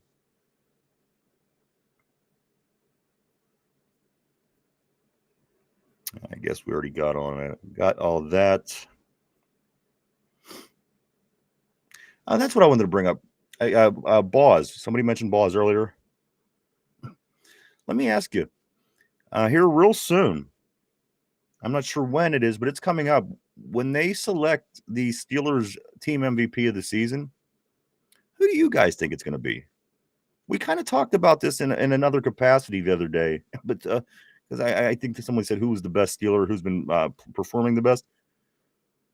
Who do you think it's going to come down to? Whenever it comes down to, and again, it's not really super relevant. It's just kind of an accolade thing. And of course, this weekend, the Hall of Honor, we got this going on. So this is just a question that I'm bringing up, guys. Who do you see when you've got to say this was definitely the best Steeler this football season? This player should be the Steeler MVP. He was that guy. Who on this team would it be for you on the board? Let me know your opinion because I don't know if I have an outright answer. Just Learning saying Rodgers MVP, which again I think that's that's a good pick because all things considered, he did do a lot in this season and he contributed to a lot of these touchdowns. And without him, would we even be where we're at? Without him, would we even have the touchdowns that we have? So again, his know-how, Aaron Rodgers, not a bad one. Kenneth Gainwell, Tyrone is saying. Kenneth Gainwell's been Mr. Everything. Kenneth Gainwell, he's been such a weapon on the ground, through the air, out of the backfield. Kenneth Gainwell, another guy that you have to consider certainly. Somber saying Eccles. Eccles having a really good season. Somber says that, or Kenny G. Connor Hayward Tortillas says, "Hey, he's the tush push, right?" Also says, Bingo says Boswell is our leading scorer every year, which is awesome, but also not awesome. But having that guy's good. Whether you're scoring or you're not, at least he's scoring. You know what I mean? There's teams that have trouble with kickers, and we had trouble with kickers in the early Heinz Field days. But you look at the Steelers all the way back to the 80s. Who was their leading scorers? All-time leading scorers, Gary Anderson, and it was always kickers. So you know what? We got to be. We're fortunate in that area. But I agree. I know what you're saying 100%, and I agree with you, Bingo, that it's also not awesome because you certainly want to score more touchdowns than field goals. Yinzer Joe says this. I want to know why the hell, if we're having defensive line problems, why they haven't signed another lineman. Christian Wilkins is still available, or even the man released from the Chargers. I'm not sure. You know what? It's availability at this time is what the answer generally is, Joe. But again, I'm not sure why they didn't attack any of those guys or grab those guys or attempt to get those guys that you had mentioned. But it's certainly availability this time of year. For one, I mean, everybody that's worth it is on a team. Everybody on the next level down probably already got snatched up by somebody else who's having issues with guys on the team, maybe injuries or whatnot. And guys below that, are they even at the level that you need them to be? So I just think I think that's what it generally is for the particular guys that you're mentioning. I'm not sure. I don't have the answer there though. Lindsay saying MVS, give him the MVP. Mingo says Gary Anderson may be the all-time scoring leader.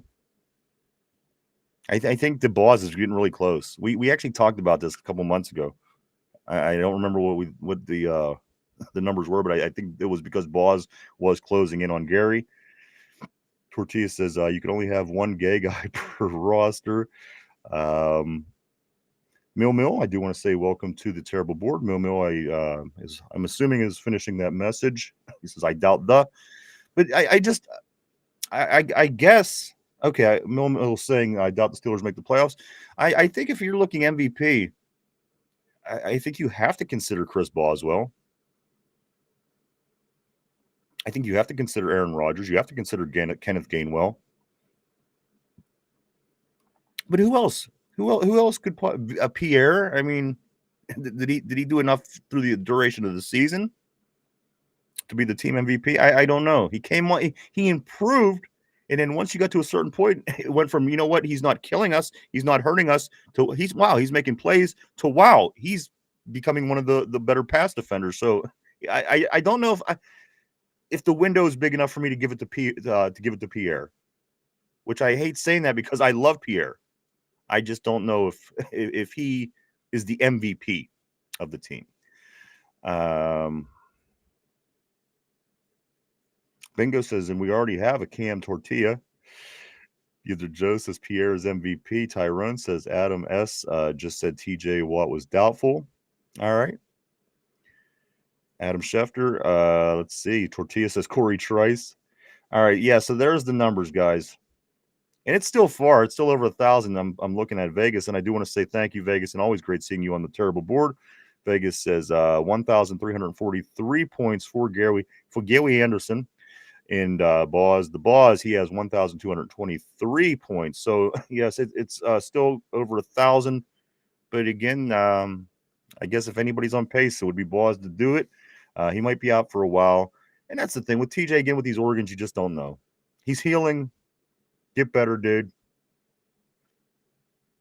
And we'll see what's next.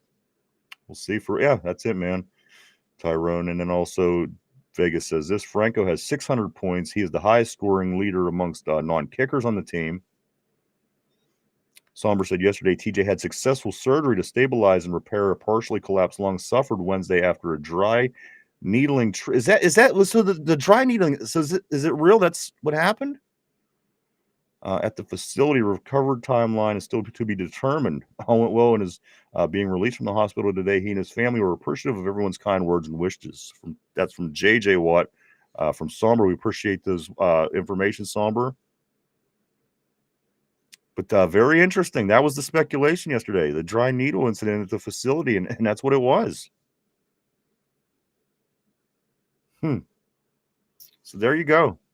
Somber got the latest scoop up on the board. We got to get prepared. We got to get ready for and right, Tortilla for sure, bro. And we got to get ready for Miami. We got to get ready for Miami. That's all we can worry about. TJ's going to heal. Things are going to get better. We just got to focus. Team's got to get ready win this one for whatever happened to those days. Win this one for TJ, and you go out and play out of your mind. The teams still do that. Do they still get that mindset? Let's win this one for whoever, and then you go out and you win the game. That's what they need. Yinzer Joe, well, Peyton Wilson is the team's leading tackler. Maybe you know what? Peyton Wilson is kind of an under the radar guy, in a sense, because he's the leading tackler. And again, sometimes I find myself complaining about his tackling, but at the end of the day, I mean, he tackles more than anybody else. Could he be an MVP? Bingo says, serious question. Since kickers far outscored the other positions on the team, why are they almost an afterthought in the draft and in payday? They damn near lead every team in the league, kickers do in scoring year after year. They win you championships. They're clutch. They stand around in freezing weather and they come in after 3 hours and they kick a ball of 50, 60, 70 yards almost to win a game. I don't understand again why I don't understand why they don't get more money and credit and recognition. Imagine not having the kicker. Imagine not having a good kicker. Something that seems very, very something that's done very easily. Imagine not having that. Something that's done very routinely. You need 3. Hey, we're 40 yards out. Let the guy kick it. We'll get that 3 points. Or somebody to just kick the 1 after every touchdown. Imagine not having that. You get a guy that's no good, and you have to deal with life without that. So again, I think it's about time the kickers need to be brought up to the rest of the. Yes, they don't play every single play, but you know what? Nobody plays every single play. Even starters go out sometimes, and so again, it's time. It's time for the kicker. The kicker's time is now. Let's see. I assume dry needling is an anti-inflammatory. Yeah, I'm not sure entirely, but it was mentioned yesterday. Justin also, Vegas says Heath and Lips are tied at 16th with 276 points. Next man up, lock in. Absolutely, Somber. Mark Malone. Win one for the Watt man. Phil Steele says, which movie? Let's do it for Johnny. Somber says, I assume dry needling is an anti-inflammatory procedure. Not sure without Googling. Mark Malone says, fuck you think that cause more inflammation. Somber says, right, guaranteed. It did for what? Bingo says dry needling equals no spit. Tortilla, bro, got to cut out the pizza after wins.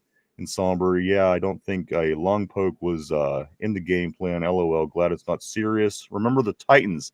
It was the guess for Field of Steels. Let's do it, Johnny.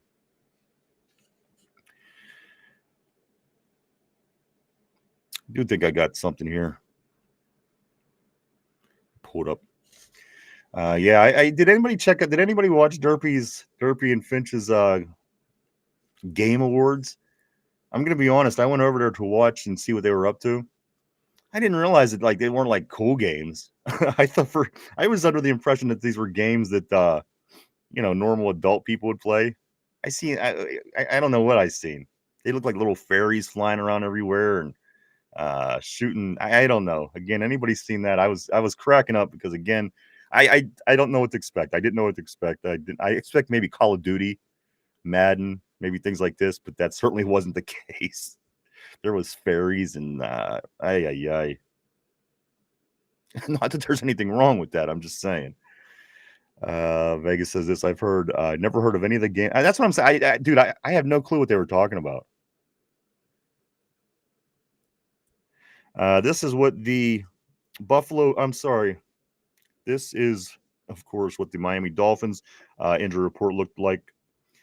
Did not practice as of yesterday. Defensive back Elijah Campbell with his ankle. He is out as of right now. Also, linebacker Caleb Johnson with his shoulder did not participate in practice. Limited practice yesterday. The running back.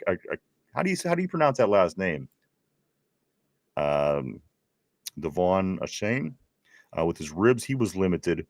Also, Joe Cardona, the long snapper, he was limited to practice with the hammy. Cornerback Rasul Douglas with the foot, he was limited. Safety Melifontu with the thumb groin, he was limited. Darren Waller, he was limited. Also, he was due to rest, though. Somebody asked about Waller, the tight end, earlier. He was limited due to rest. Also, Chop Robinson was limited, the linebacker with his oblique. And, of course, Andrew Meyer, the offensive lineman, is still on the injury reserve. Full practice yesterday after dealing with some issues and injuries. Offensive lineman Aaron Brewer with his ankle, neck, knee. He was back at full practice. John Savanalina with his knee. Offensive lineman, he was back at practice. And also the cornerback Ethan Bonner with his knee back at practice as well. Frogger and Dig Dug. Okay, here we go. The Outsiders. That's the movie. That's the movie that Phil was saying. Yinzer Joe says she forgot the Hawk 2 of that needle going into wide. You got to Hawk 2 a spit on that thing, right? Vegas said this. I never heard of the games they were talking about. I turned down for a bit. Yeah, they were all indie games. The movie was The Outsiders. Miss Pittsburgh did nail that one. She did nail that. Phil the Steel says Frogger and Dig Dug. See, yeah, now you're talking my language, Phil. Let's do it for Johnny. Of course, Tortilla said I left comments, but I don't remember anything other than the absolute rockets they kept sending out. Miss Pittsburgh, boom, you nailed it.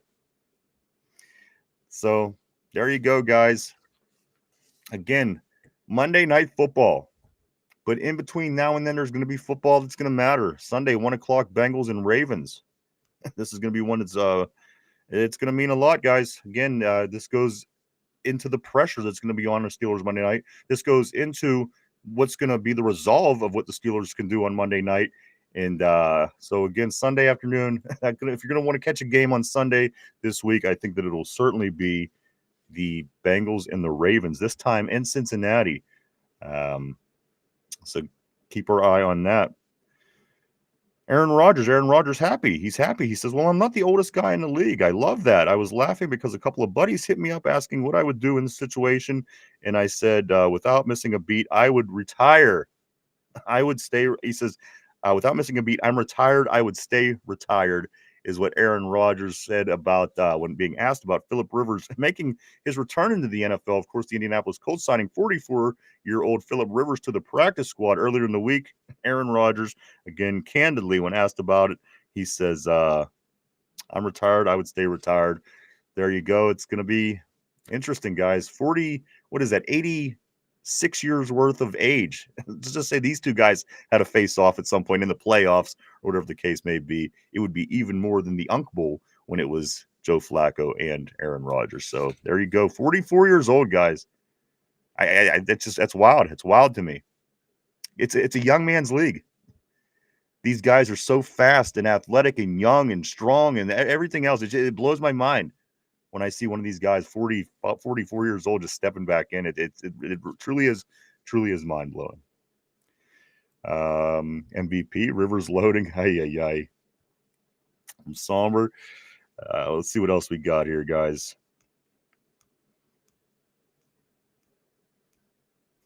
All right, check this out. I did mention this. 20 years ago was a big year. It was the year that the Pittsburgh Steelers won that one for the thumb. If you grew up in the time that I grew up in, this is something that you heard a lot. And when I say a lot, I mean a lot.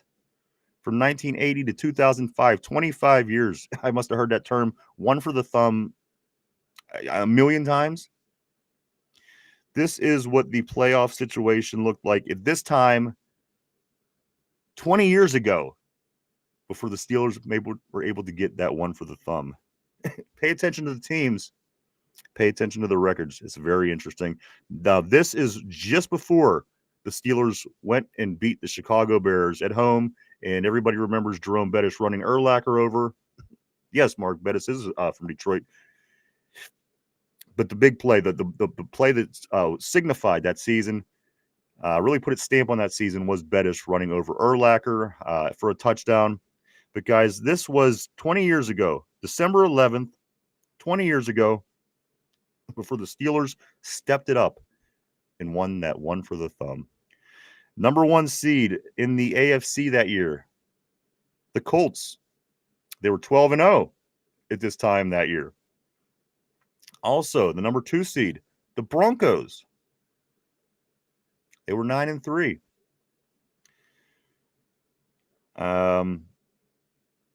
The Bengals were in first place in our division. They were 9-3. And the other team, the other division leader heading into the playoffs, the Patriots. So if this isn't the league doing a complete perfect circle, yes, the Bengals aren't in it, but all things considered, Broncos, Patriots, and the Colts just dropping recently were in there.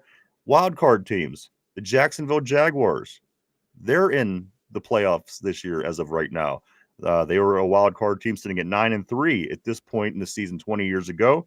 And the Chargers also sitting in a playoff spot right now. We're 8-4 in a wild card spot 20 years ago. The teams that were just still in the running, the Steelers, of course, were 7-5 at this point, and then they win the last 4 games of the season, and then they never lose again. You know how that one goes. The Chiefs were just outside, which they are again, and then also the Dolphins, who is not just outside, but they're who we're playing this year. I just thought this graphic is crazy interesting, because you see how the league just it took that the complete circle. So all those teams that were good during the era that we won, they already fell off, rebuilt, and came back around. It's a good question, because what the good question is, what's the Steelers' move? Are they going to be able to be a team that didn't really have to take the hit of being a bad team? Can they rebound and become a team that's super again? Because, again, we're the only team that still hasn't hit rock bottom. The Colts hit rock bottom. The Bengals always hit rock bottom. The Broncos and the Patriots, they hit rock bottom. Chargers, Jaguars, rock bottom. So it's very interesting history-wise. And certainly, again, if you lived through that era, and it was the 25 years it took to get that one for the thumb. And by damn it, we got it. And we get another one. And we're trying to get another one. So just very interesting. Very, very interesting. I thought that was cool. Bingo says, yep, and Notre Dame. Field of Steel. Yes, yeah, of course he was Irish. Matter of fact, I remember watching Jerome Bettis in college. That might age me, but he was something, man. I think, man, this guy's so big. How's he move like that? How does he move like that? Field of Steel says the bus said it. Playoff start now. Loser go home. You're right, man. You're right. Steeler Freak says Rooney. Mark Malone. Don't you remember the media saying that with every other sentence? Bettis is from Detroit. Bettis is from, yeah, you know. And then they played there and won the Super Bowl there, and it was a thing, and he retired. Vegas says, do you think Phillip Rivers would have been number 3 if the Steelers drafted him? Three Rivers would have been way too easy. That's actually pretty funny. I never thought of that. Never put that into consideration, but it is interesting. Phil the Steel says, yeah, but the Steeler head coach with no fears in 2005 and coached to win. My old plates were one for the thumb. I like that, Vegas. Like that. Let's see. I do want to say welcome to Mr. Fred said. Mr. Fred said 1894 question. Coach Tomlin will you be tripping any wide receivers this year? Maybe that's what we need. Some people say that Mike Tomlin's just not in it no more. He looks like he's out of it. He doesn't look like he has the same. He doesn't look. Where's his intensity? Do you think that changes it up?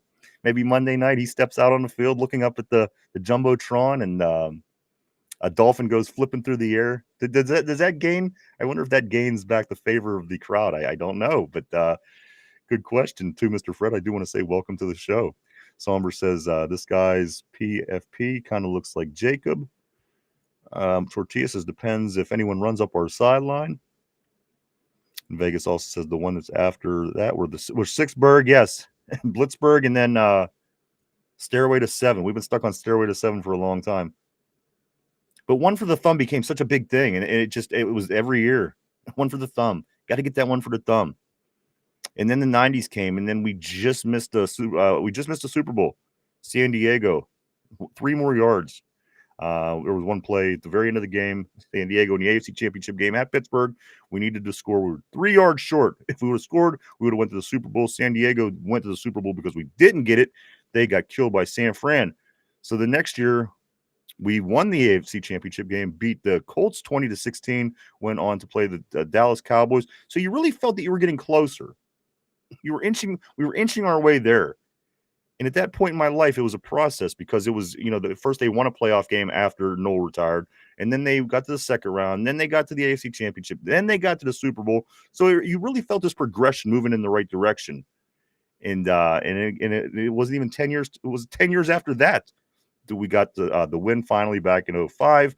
It's tough, man. It's tough to win a championship in any pro sport, but getting that one for the thumb, it seemed like it was a long time before we finally did get that one for the thumb. Bingo says, so if we get our 11th Super Bowl, where does that ring go? Hey, now. You don't have to forget about it. Tortilla says there's a fine line between squashing 8 and drinking 9. Tyrone, who remembers Bud Dupree killed more? Dude, I just seen that the other day. And I was a Bud Dupree guy. Matter of fact, I preferred him over Highsmith when that time came around. I thought, man, I would keep me personally. I would have kept Bud Dupree. And you know what? He was productive here. Didn't do well after. He went to Tennessee, maybe some other places. But that's what happens. Sometimes you come to Pittsburgh, you excel. That's what happened with him. And I would have loved Bud Dupree to stick around. Aaron said, hey, what's up, dude? Aaron J, my man. He always pops in and he says, here we go, Steelers. That's right, baby. Big game Monday night, man. 8-6. We win this football game. Or wait, what are we going to be? We're 6-5 right now. No, we're not. We're 7-6. So yeah, 8-6. I think we got a good chance, guys. But of course, we will be back Monday to do our game day show. We'll go over the overs, unders, keys to winning, all that kind of stuff, guys, on Monday morning, getting ready for the big game. Not too much left on the board, or not too much left on the list here as we start to round third. As I said, I kind of had to make some adjustments for today. We did have things lined up, but it's again, we're carrying that over to Monday. So I want to make sure I don't miss anything here before we do start to wrap the show up for the week. I just want to say for starters, you guys were freaking awesome this week, man. Where's the number? I think it was 1,031. 1,031 messages on the board on Tuesday, guys. The record for the show right here on the Two Dum Yinzers. Again, I don't want you guys to forget about that. Pat yourselves on the back. It was certainly a milestone here. Very something to be very proud of here, and we're very thankful. And that was earlier in the week. Again, 1,031 messages on the terrible board on Tuesday. It was hella awesome, guys. Thank you so much. Tyrone said must-win game. Can't afford to lose to Miami. I couldn't agree. We can, but we can't. You know what I mean? We figuratively can't, but we literally can. You know, so again, you don't want to be in a position to where, you know, that's the case. If you could win, make this the most important game. But again, if we lose, it's not over. So, but at this point, I do want to say you do want to start feeling a little bit more confident with your squad. Again, you're on the stretch. You're in December. You're looking playoffs in the face. You got the position. You're in the right spot. So you want to start feeling a little bit more confident about your team now, and I think that's what I'm looking for. Am I starting to feel more confident with them? Does it feel like they're getting their shit together? Does it feel like next week it's not going to be the same thing that it was this week if we shit the bed, you know, as it's been in the past? A couple games goes by, you're just hitting 3-yard passes. You say, this is the reason why right here. Next week comes, and then they do it again. So those are the things that, you know, that I'm kind of looking for. Is this team going to be prepared for a playoff run? Does this team look like it's going to even be deserving of the playoffs? Those are questions that are going to be answered over these next 3.5 weeks, 4 games, at least, as we do get ready. And again, every game, very important. Playoffs do start now, figuratively. For the 05 Steelers, it was literal. That team needed to win every single game to get into the playoffs. And then when they got into the playoffs, they beat the 1, 2, 3 seeds in the AFC, and then also the number 1 seed Seattle Seahawks in the Super Bowl. So, you know, talking about destiny, maybe we could find destiny again this year. But again, it really starts now. This team has to show signs of being a team that's going to be able to play in January. And again, it's up in the air. In my opinion, right now, it could go either way. I think they can play up to that level, but also I do think they can also play down as they do as well. So again, I'll be paying a lot of attention over this next 3 weeks, guys, about this football team. Bingo says, I remember when Browns announcers yelling, who the hell is Brinston Buckner after a clutch goal line stand? Hilarious. I was just thinking of Brinston Buckner the other day. I was trying to put the defense together in my head that played back in the Super Bowl in January of 96. And Brinston Buckner, Ray Seals, all them guys, man. That was a lot of fun, that team. Thank you, my brother. Lindsay says, if we lose, is Baltimore back in number 1? Not necessarily. That's why Sunday's 1 o'clock game between them and the Bengals is so important. You're going to want to keep your eye on that one, guys, because they're 1 game under us, plus we have the tiebreaker right now. So if they win and we lose, we will still be in first place by the head-to-head tiebreaker. So we'll be in first place no matter what after this game. But you don't want to be going into the Detroit game just giving up that real estate to Baltimore and then being that close, just being a tiebreaker difference when we're heading into Detroit. They do have a tough schedule. As we did say, they do play the Packers, the Patriots, us again. So Sunday afternoon, 1 o'clock, certainly going to keep an eye on that game. The Bengals at Ravens. The Ravens are going to Cincinnati. Bengals just beat the Ravens 2 weeks ago, 27-14. So a lot rides on that game on 1 o'clock on Sunday. Big game for us. MVS and Adam Thielen over or under on 2.5 catches. I'd like it to be over. I would love it to be over, but I just don't know. I just don't know. There's a lot of things about this team, the personnel decisions this year that I'm having a hard time grasping, along with mostly everybody else. I would love it to be over. That's the only answer that I could give. Do I think that it will be? Probably not. Just by going by what I've seen. Tortilla saying over on that. Bingo saying together or a piece. I think he's saying all together. Okay, yeah, Vegas says all together. Bingo saying over on that. They'll get 3 or 4. Again, I sure hope they do. I want it to be over, but I just don't know. Have you seen anything to this point that would indicate that both of those guys will get that? I don't know, unless, like I said, they're turning a new leaf. It's December. They're playing different. They're trying to get on a I don't know. I would say no if you gave me the over and under on that 2.5, which is unfortunate. I would love it to be more. I would love it to be a lot more. But just again, by what I've seen and know about this team from this year, I would say probably not.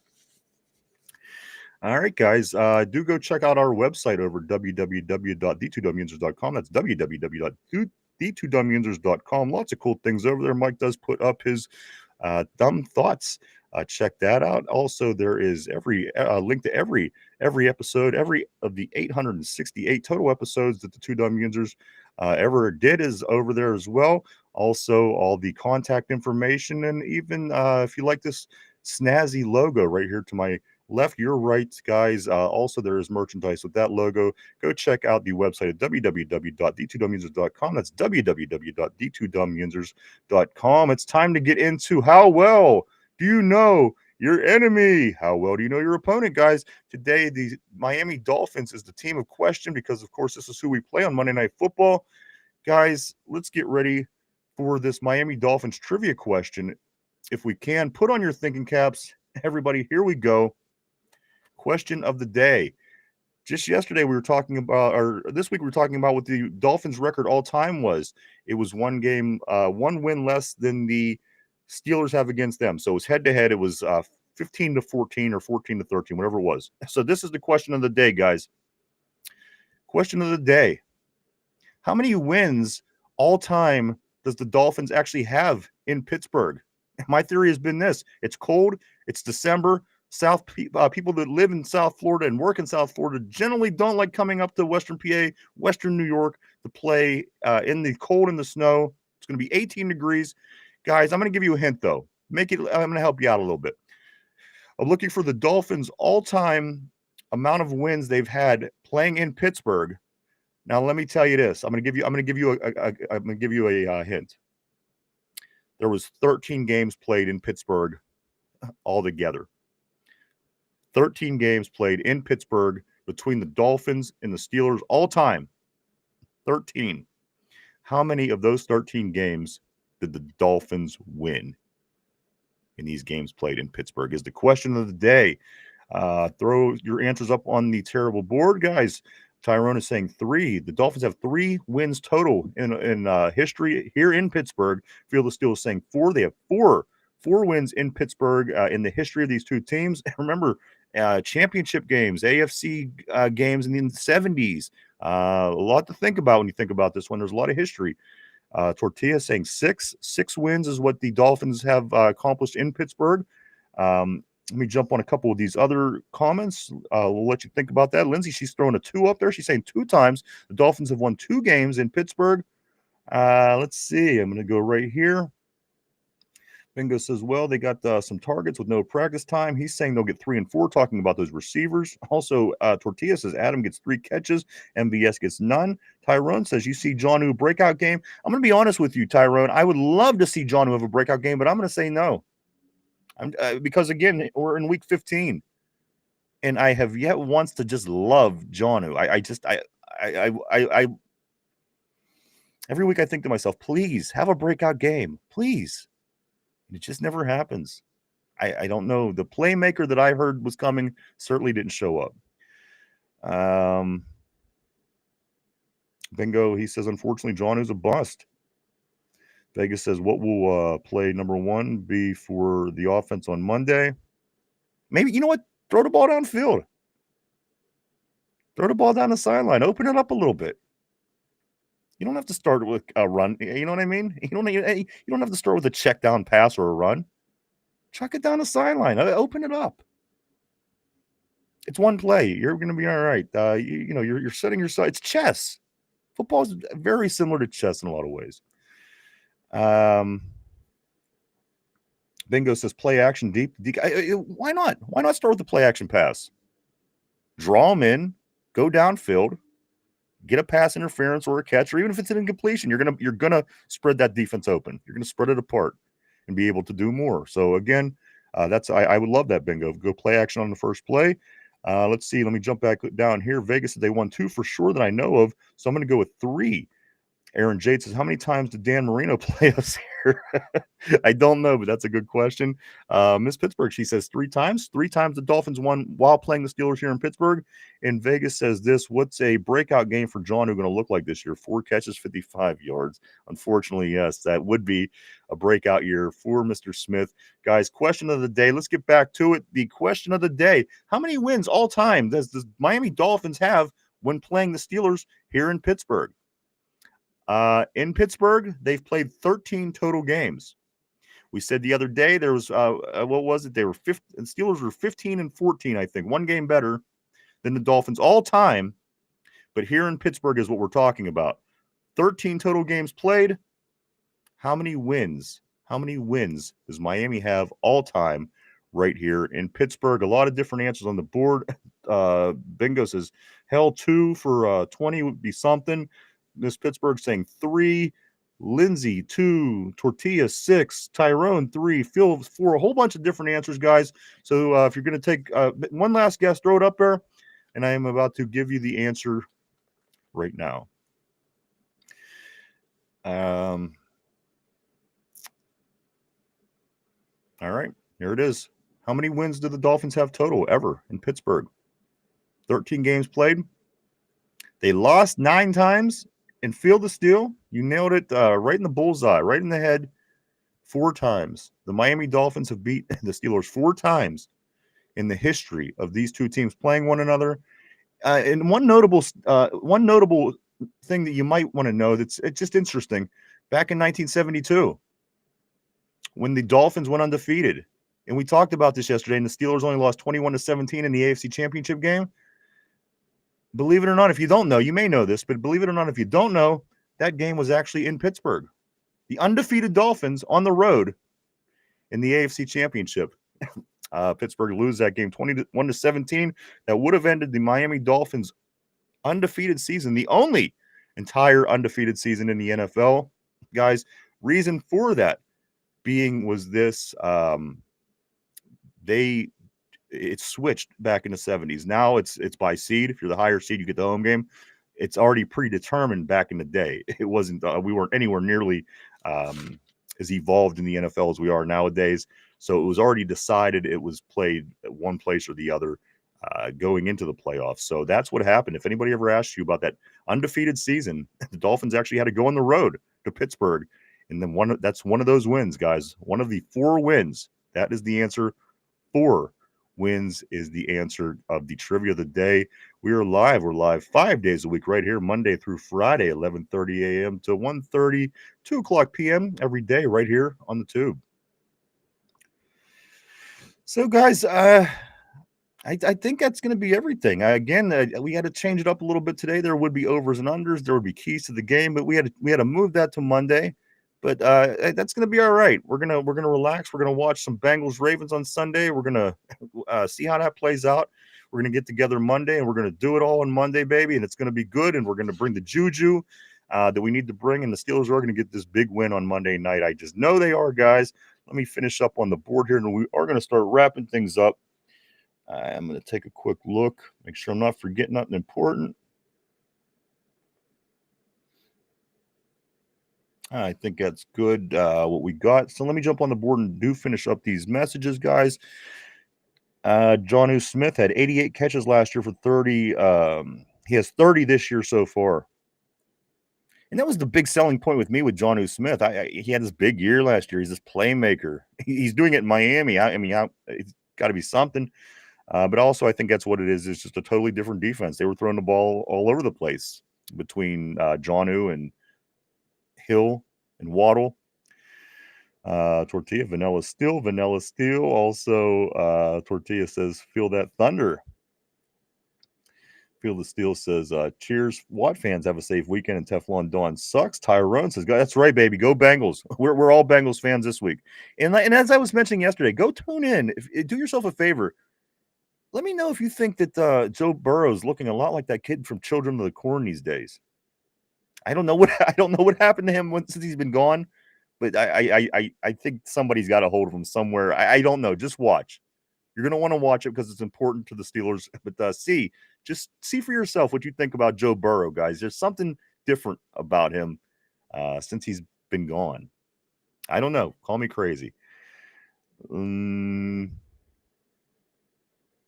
Right here, let's see. Tortilla, you two Steel. Vegas, is that the last year they won the Super Bowl? Who was that? Who? The Dolphins, yes. I think. I think they have two. I just can't think of when that other Super Bowl was. Because Dan Marino lost in the early 80s.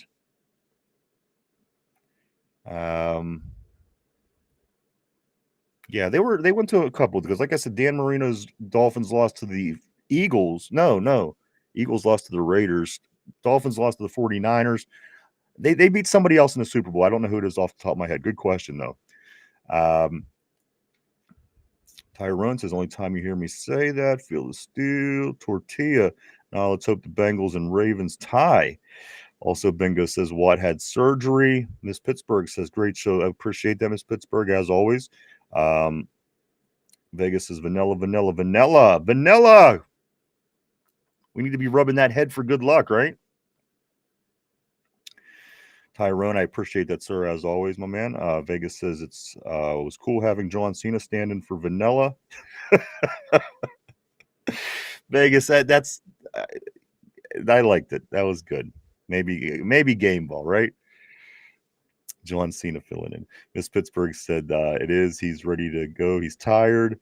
The Tedskins, Redskins, Aaron, everybody. I do want to say thank you so much, everybody, for coming and hanging out this whole week. Again, thank you so much. It was a great week for the show, for sure, guys. Thank you so much. I truly, truly do appreciate it. We wouldn't do it without you. I want to say thank you to everybody on the board. You guys always keep things interesting here on the show. No two ways about that. You guys are the bloodline, and everybody else listening, watching from afar, maybe in the car, maybe at the gym, maybe at your workplace, wherever the case may be. Thank you too. If you haven't had a chance, do go check us out on social media, guys. We're over on Facebook, X, formerly known as Twitter, Instagram, Threads, and even TikTok. Swing by, hit the follow button, keep up with what the two Dum Yinzers are up to on a day-to-day basis. And if you haven't had a chance yet, also do hit the like button down below. Hit the sub, share if you haven't already, and even leave a comment. It helps out in the algorithm. We'd appreciate it greatly. Thank you so much to everybody. One other thing I do want to say. I know you're going to enjoy yourself, and I know you're going to watch football, but before Monday, and we're going to talk between now and then, do make sure you do head out and get your Duquesne Pilsner, guys. I know people like to drink and get ready for the game. The guys over at Duquesne Pilsner certainly go out of their way to make sure they include us in their promotions, and we are gratefully, forever thankful to the guys. And the least I try to do is get the word out there and just say, hey, guys, go check out their social media. Hit a follow button, hit a like on a few things. I'm sure they would love it. But more importantly, on Monday before the big game, do make sure you stop and get yourself a case of Duquesne Pilsner, guys. It is made right here in Pittsburgh. We always have it in the studio for game day. And as it says right on the can, guys, grab a Duke. Do go get yourself some Duquesne Pilsner this weekend for your football. Let me grab a couple more comments, guys, and we are going to go ahead and jet for the day. Aaron Jade says David Woody was the quarterback, and the Steelers got him. All right. Miss Pittsburgh says Joe Burrow is tired of Cincinnati. He got some personal issues going on.